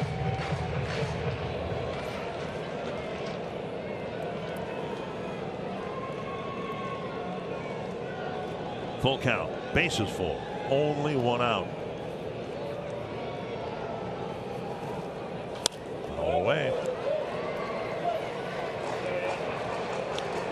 I've been impressed with Larnach's ability to handle high fastballs. You don't see that a lot from left-handed hitters.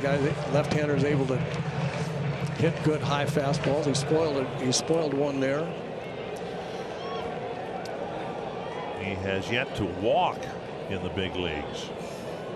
See if Zimmer gives him ball 4. Right field, fairly deep, and over the head of Dozier. Only 1 run will score because it looked like Dozier was tracking it, and Simmons nearly passed Refsnyder near second base. So Larnach is 2 for 2 as a pinch hitter, and the bases are reloaded with 1 out. And you're right, it looked like he had it tracked all the way. Larnach hits it pretty well. Looks like it got down toward the label just a little bit, but Dozier looked like he was tracking that ball all the way, and then he wasn't. Simmons rounded second base, and he looked up, and Refsnyder was about 5 feet away from him. Yeah, Simmons looked like he had the best look at Dozier not going after it very well as anybody. Now Donaldson with the bases loaded. In the dirt, ball 1. Donaldson's been scuffling the last week and a half. Be a good spot to break out of it.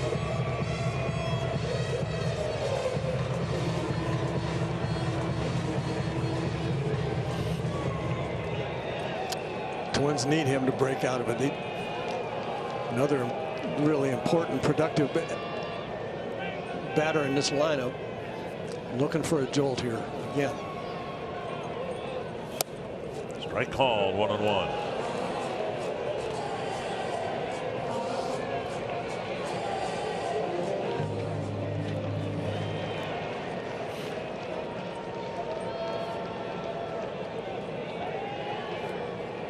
Make a little magic in the late innings here at Target Field. 1-1 to Donaldson. Deep to left. Deep down the line. But foul. And that would have been the jolt. That was the jolt we were looking for.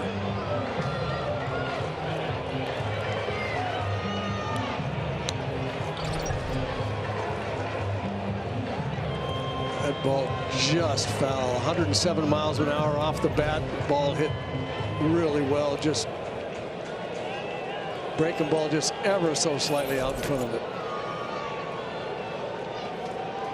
Nearly his 6th career grand slam. Pretty good with the bases loaded. 1-2. And he got him. Came back with a 96-mile-per-hour fastball. 2 down now, and Nelson Cruz.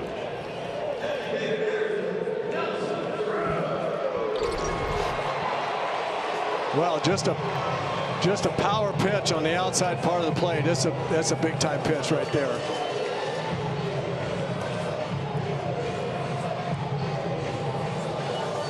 Average fastball 93, 94 for Zimmer, and he got to 96 in a really great spot against a good hitter with the bases loaded. That's a big out. Cruz with a double, a ground out, and a fly ball. Twins need to get something more than 1 run out of this threat that they've been given. Yeah, they just see if Nelly can get through those 2 runs out there in scoring position and get it to 8-4.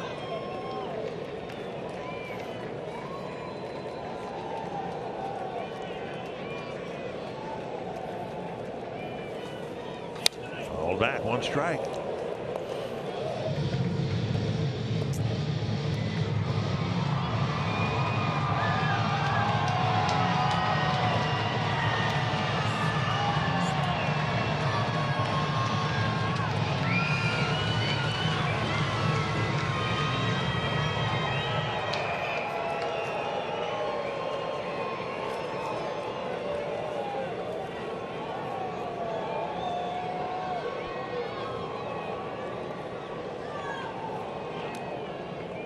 Asked Cruz today on his Zoom call about how things have changed in his time in the league for him as a hitter, and he said, well, it used to be the guy at the end, the closer, would throw mid-90s. Now everybody throws mid-90s, including Zimmer. That kicks away from Perez. A run will score, and now a hit to the outfield will make it 8-5. A very wild pitch.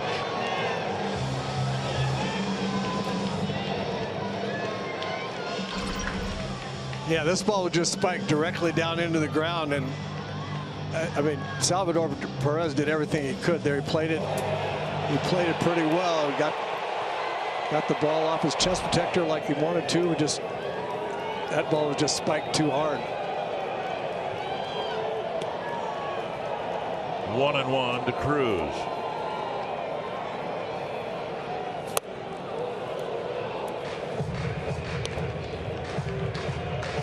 One and 2.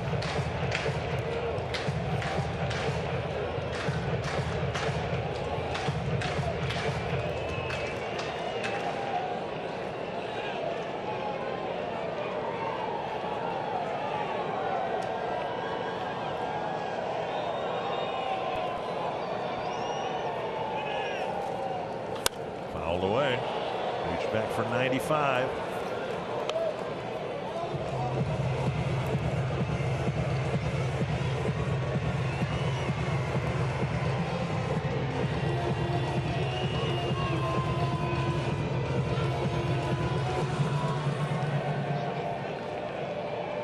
Twins have a couple. Looking for more. Needing more. Down 8-3. I said he reached back for 95. He's also got that slider. There goes that one. Good battle here by Nelly.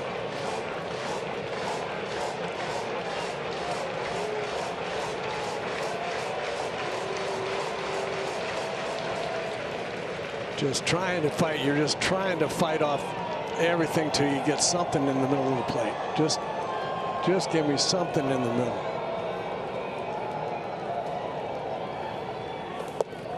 Blocked by Perez. Now it's 3-2 with Garver on deck. Excuse me, 2-2 is the count. Twins have already scored 2 runs, and all they have is 1 hit. Larnach's pinch hit.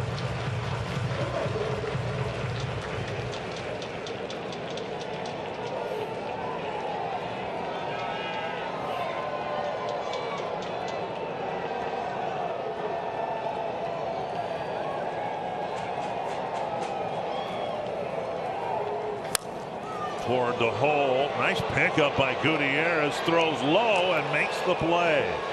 He's shown really good range. First to Donaldson, then to Cruz. The Twins get the 2 but leave 2. It's 8-3. Here with your Mall of America Studio Sports Update. Tomorrow afternoon, the Twins continue their 3-game set against the visiting Kansas City Royals. The Twins live crew gets you started at 12:30. Then at 8 o'clock, the United look for their 3rd straight win as they take to the pitch in Salt Lake City. We look forward to seeing you right here on Bally Sports North tomorrow for a fun day of Minnesota sports. Twins trying to get this game turned around. Had a great chance. Scored a couple in the 7th, but now we move to the 8th.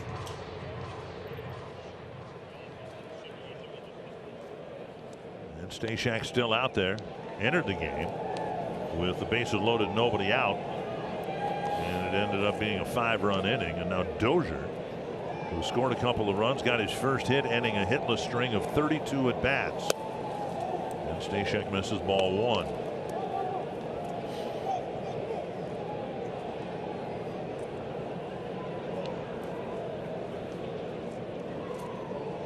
Larnach does stay in the game. He's in left field. Kirilloff moving to right.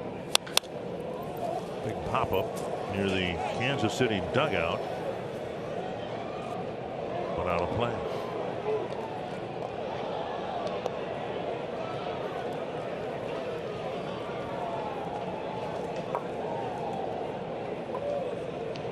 Count to Dozier 1-1, and it'll be Taylor and Merrifield. And Twins would love it if Stashak could have a 1-2-3 inning and get the guys back on the bat rack. Yeah, that and just start to find that target right there. That's much better. Little change up out there. Down in the zone, but he's trying to hit that outside part of the plate where he was most effective when he first came up here. It's the slider. We see the target's going to go out there again. And he hit it right there. That's Cody Stashak right there. That pitch. Dozier strikes out, and that'll bring up Taylor.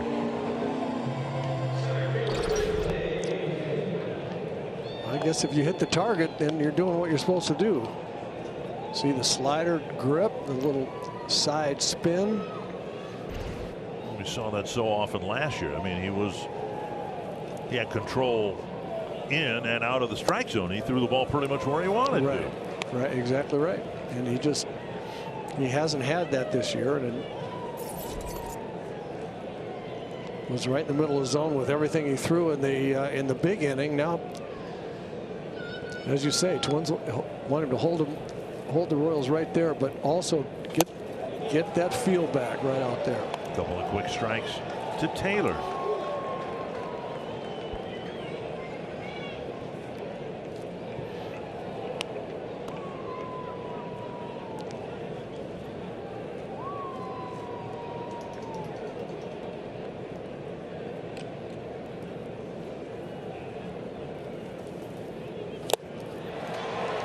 blew Taylor away on 3 pitches, 2 down. And well pitched right there. He was out there on the outside corner with the breaking ball, and then Mitch Garver wanted to try to go up the ladder with him for a strike 3, and that's exactly where he threw it.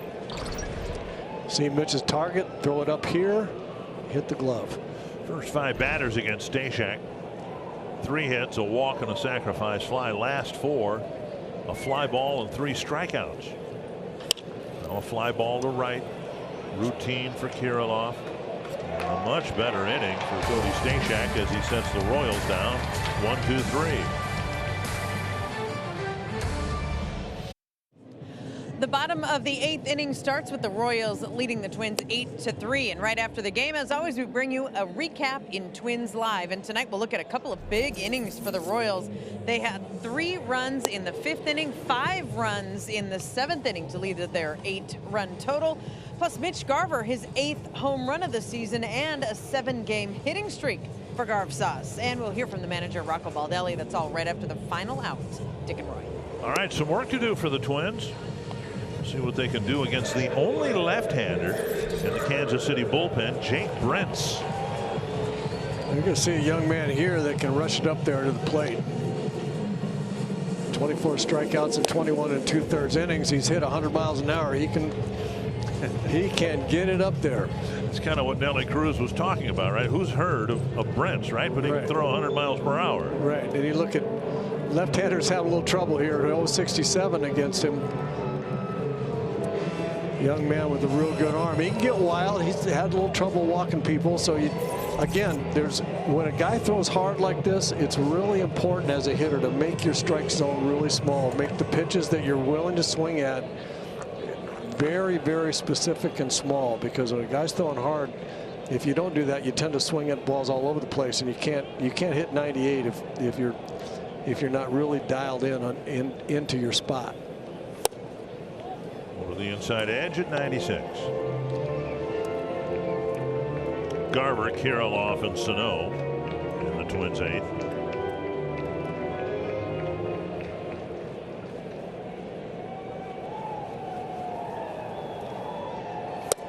Down and away.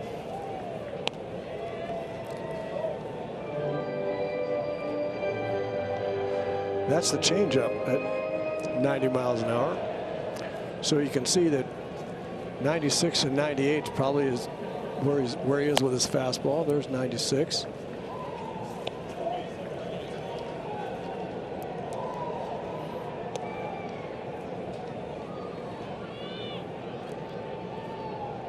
Yeah, 15 walks and 21 2/3. One of those walks intentional. Twins would love to be handed another opportunity, as they were last inning. This one popped up, chased by Santana. So good at these. And he makes the catch, 1 away. That'll bring up Kirilloff. Not-for-profit organizations. You can raise funds for your group just by attending a Twins game in 2021. Hundreds of organizations throughout Twins territory have used Twins group outings and the excitement of a Target Field group event to raise money for their 501c3 organizations. Text TWINS to 20123 for more information. Here's Kirilloff. 0 for 3, 2 ground outs and a fly ball, and there's ball 1 in the dirt.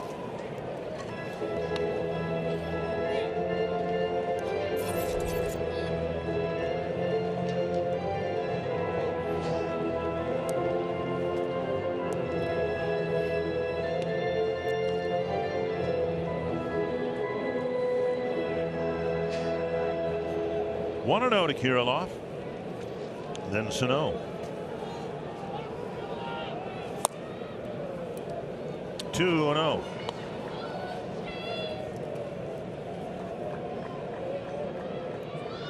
Brentz with 6 pitches, 2 strikes.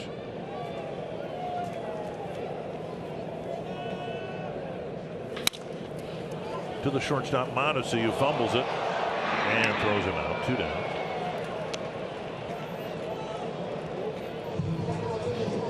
And that'll bring up Miguel Sano.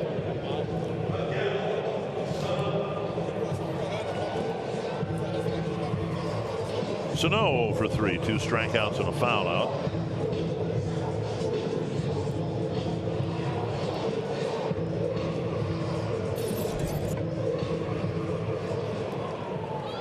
See if Miguel can gear it up here a little bit. He's going to have to dial it up and get ready for some pretty good velocity. As I say that, Perez wants a changeup. There's a swing and a miss.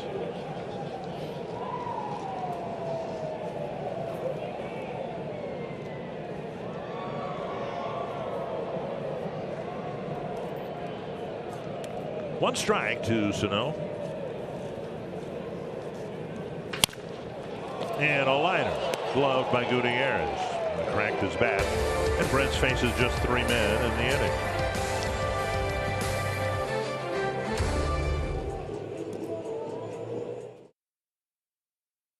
Time for Mike's hard lemonade, hard play. And Gutierrez at third base has had a couple of nice ones he's turned. He's played very well. That first one we saw was play of the game, really. A couple of dive plays to his left. And a line drive snag there. He's played very well.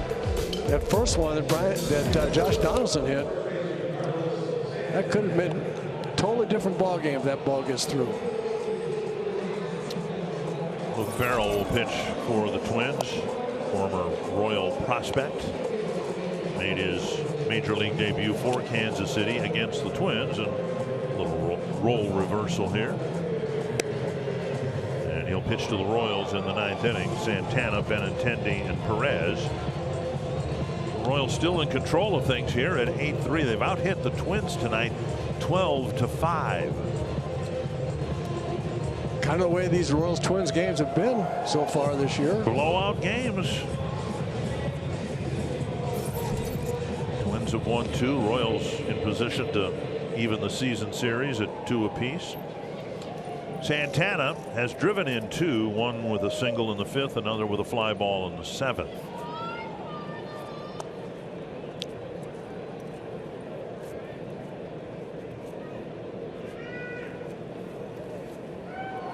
Popped up, backing out of play. Rain shortened the game in Cleveland. Cleveland was trailing 11-2 in the 7th inning.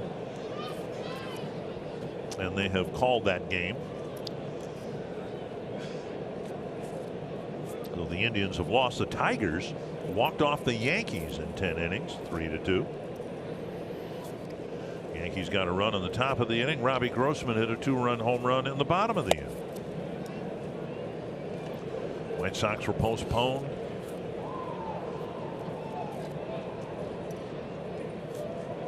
Three National League games were postponed. 1-1 to Santana, and now ball 2.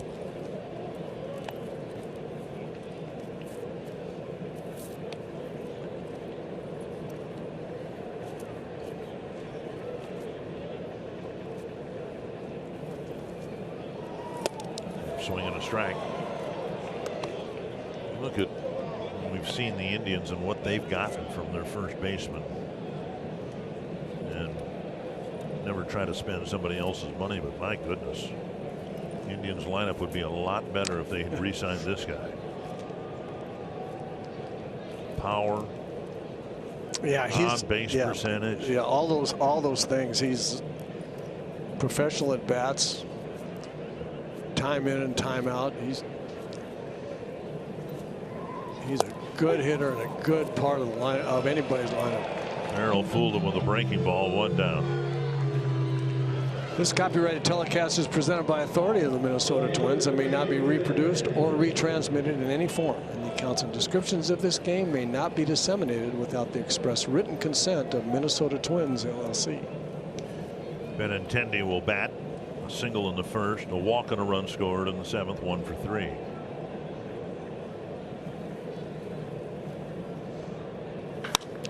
Towering fly ball. And eventually it'll come down to Kirilloff. 2 down. And that'll bring up Salvador Perez.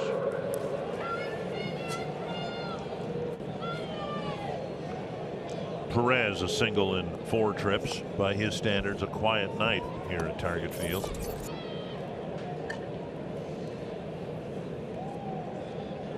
signed essentially a legacy contract with the Royals in the offseason. He will almost certainly retire a Royal, and will shortly after that be inducted into the Royals Hall of Fame. You bet. I'd have to admit, he's one of my favorite ball players. I just think the world of this guy. Goes out there and plays every day.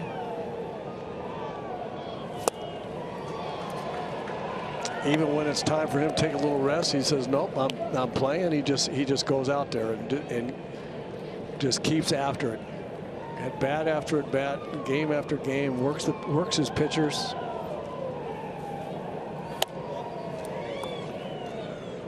Throws the bases great, blocks the plate, blocks the pitches in the dirt great. I mean, just nothing he can't do. Hits with power, great attitude.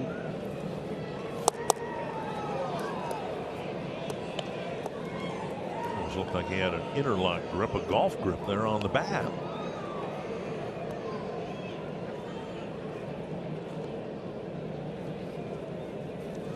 Overlap maybe. That's a fair ball. And he'll round first and go for second base. And he's in with a head first slide. A 2-out double. And Perez making some noise after I accused him of having a quiet night.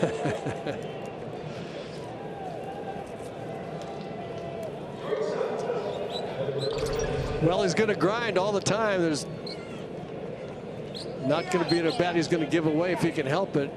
That's a play that I think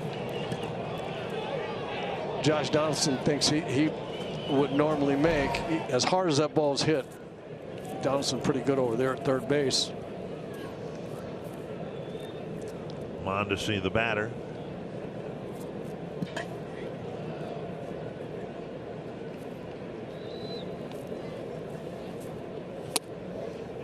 Fastball hits the inner edge, says Carlos Torres.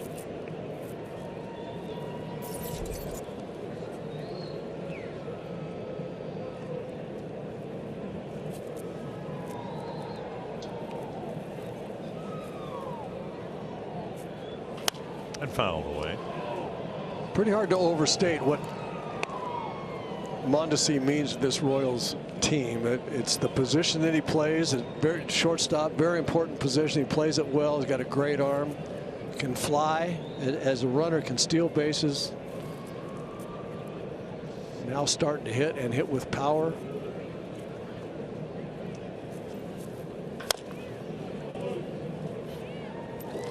They were firm in their belief coming out of spring training that this team could win this year, and so much of their hopes were centered around this guy. And then lo and behold, last spring training game he pulls an oblique and they have to play the first month and a half without him. Nevertheless, played well in April. Well, you can see why I thought they could win. They expected the breakout for Mondesi here. They're looking at Hunter Dozier, who had driven in a bunch of runs. They thought he was going to take the next step. They're looking at Jorge Soler, who's a 40 home run guy. Merrifield. I mean, their bullpen, I think they felt like their bullpen was going to be real good, and it has been. 2 strikes to Mondesi and missing inside, 1-2. Then they lose Mondesi and Hunter Dozier and Soler. Their big run producers kind of go in the tank, and things not working out so far. But Merrifield and Salvador Perez have been intended to some degree, have kept them in it a little bit. See if they can't turn around some of the other players. And a breaking ball gets Mondesi, and that wraps up the top of the 9th inning.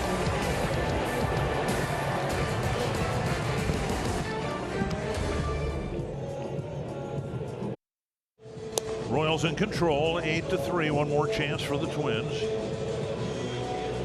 And they'll send Jorge Polanco to the plate to lead off the 9th inning. And Brent's asked to pitch both innings, one would think. unless he runs into some trouble here in the 9th inning. We see that more and more, I think, where when you've got right-handers who are good against both righties and lefties, there's less of a need to have a left-handed reliever, or in this case more than one. Nice to have at least one lockdown left-hander, but you're right, when you've got some right-handers that can get left-handed hitters out. Cream to left on the first pitch, and one hops the wall, and Polanco digs for second. He's got a leadoff double. Polanco starting the 9th with an extra base hit. Well, good for Jorge. Walk up out of the on deck circle saying, I'm going to get a 96 or 97 mile an hour fastball, and I'm going to get the big end of the bat out. 95 in this case. Good swing.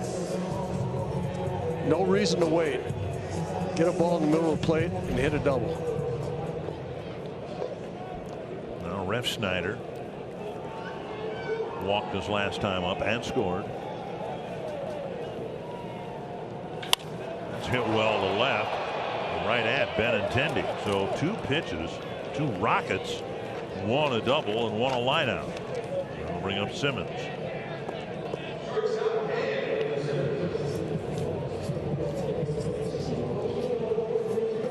Simmons with a double and a walk and a strikeout. And we've seen Andrelton Simmons walk up there knowing that he's going to get some high velocity and turn that around as well. So I like the aggressiveness for the Twins here. Get a ball that's, again, right where you want it, and be aggressive on it right from the start. If it's not there, then you can take it. And so he gets a breaking ball, and it misses ball 1.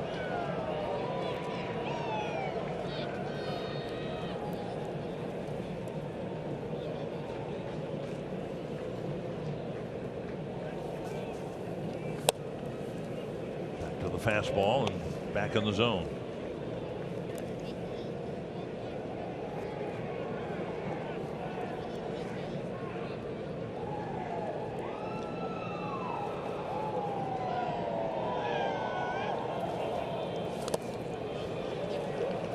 Swing and a miss. 1 and 2.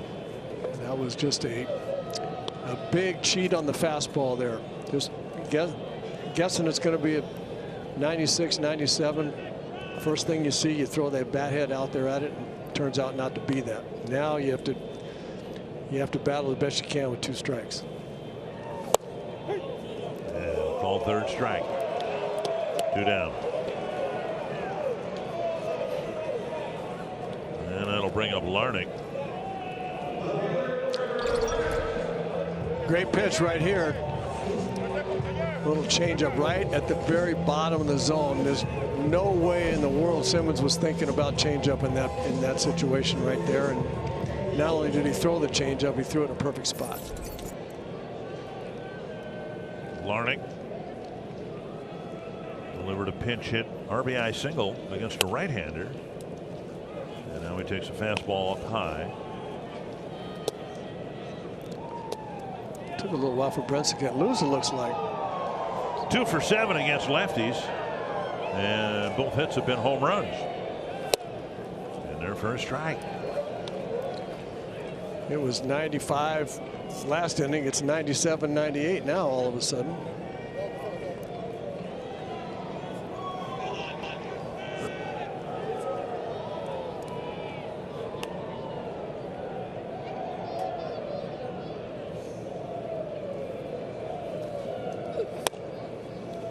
Sticks 98 on the outside edge, and it's 1 and 2.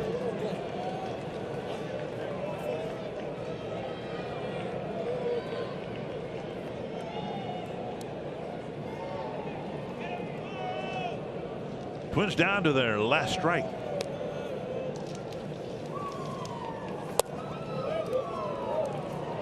That's a real good take by Larnach right there. After seeing 97 and 98 on the outside corner, you got to gear up for that, and to take that slider, the ball looks like a fastball coming out of his hand. That's a good take. See if he can do something with this. 99, and Larnach fouled it back. Good swing there. Pretty good bet, although the Royals haven't announced who they're starting tomorrow. Pretty good bet Larnach will be in the lineup tomorrow along with Kirilloff.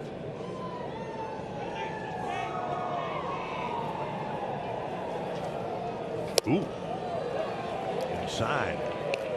And it's full count with Donaldson on deck.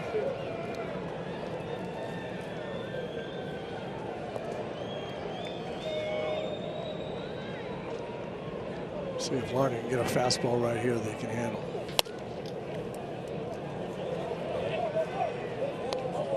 That's ball 4. Yeah, I was going to say, when I had it for 3-2. That was all over fastball, 3-2 there. And that's a nice at bat by Larnach. I don't think he would throw the ball too hard for him. He's had some real good at bats against hard throwing guys. Donaldson looking for his first hit as late May struggles continue. Average down to 228.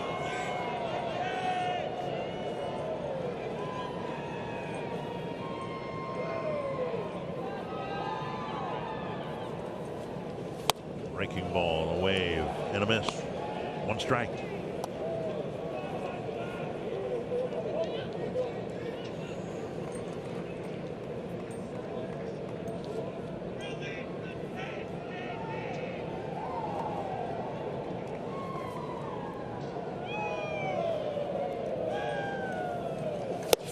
Two strikes. Yeah, it just took him an inning to get loose. 99 that time. It just, you know. Well, we saw a little bit of this last year, the velocity in the Kansas City bullpen with Stallman, who would hit 101, 102 sometimes. And it's like, oh, wow, if these guys can stay in the zone, throw strikes. Yeah. Trevor Rosenthal was throwing hard again for them last year. Now 1-2.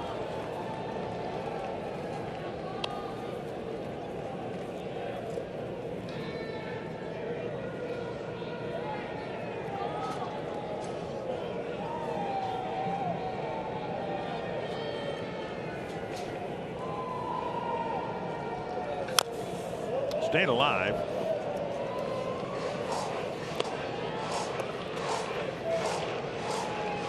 He's got the first run of the game on a Garver home run back in the 4th inning. The Royals hung 3 up in the 5th, 5 in the 7th.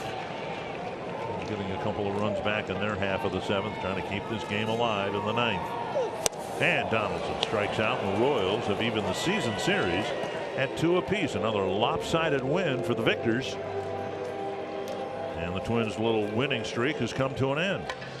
Yeah, game could have been a little bit different result had you just never know.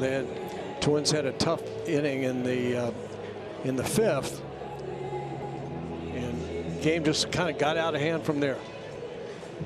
So the Royals beat the Twins here at Target Field, and we'll be back to recap the game on Twins Live postgame coming up next.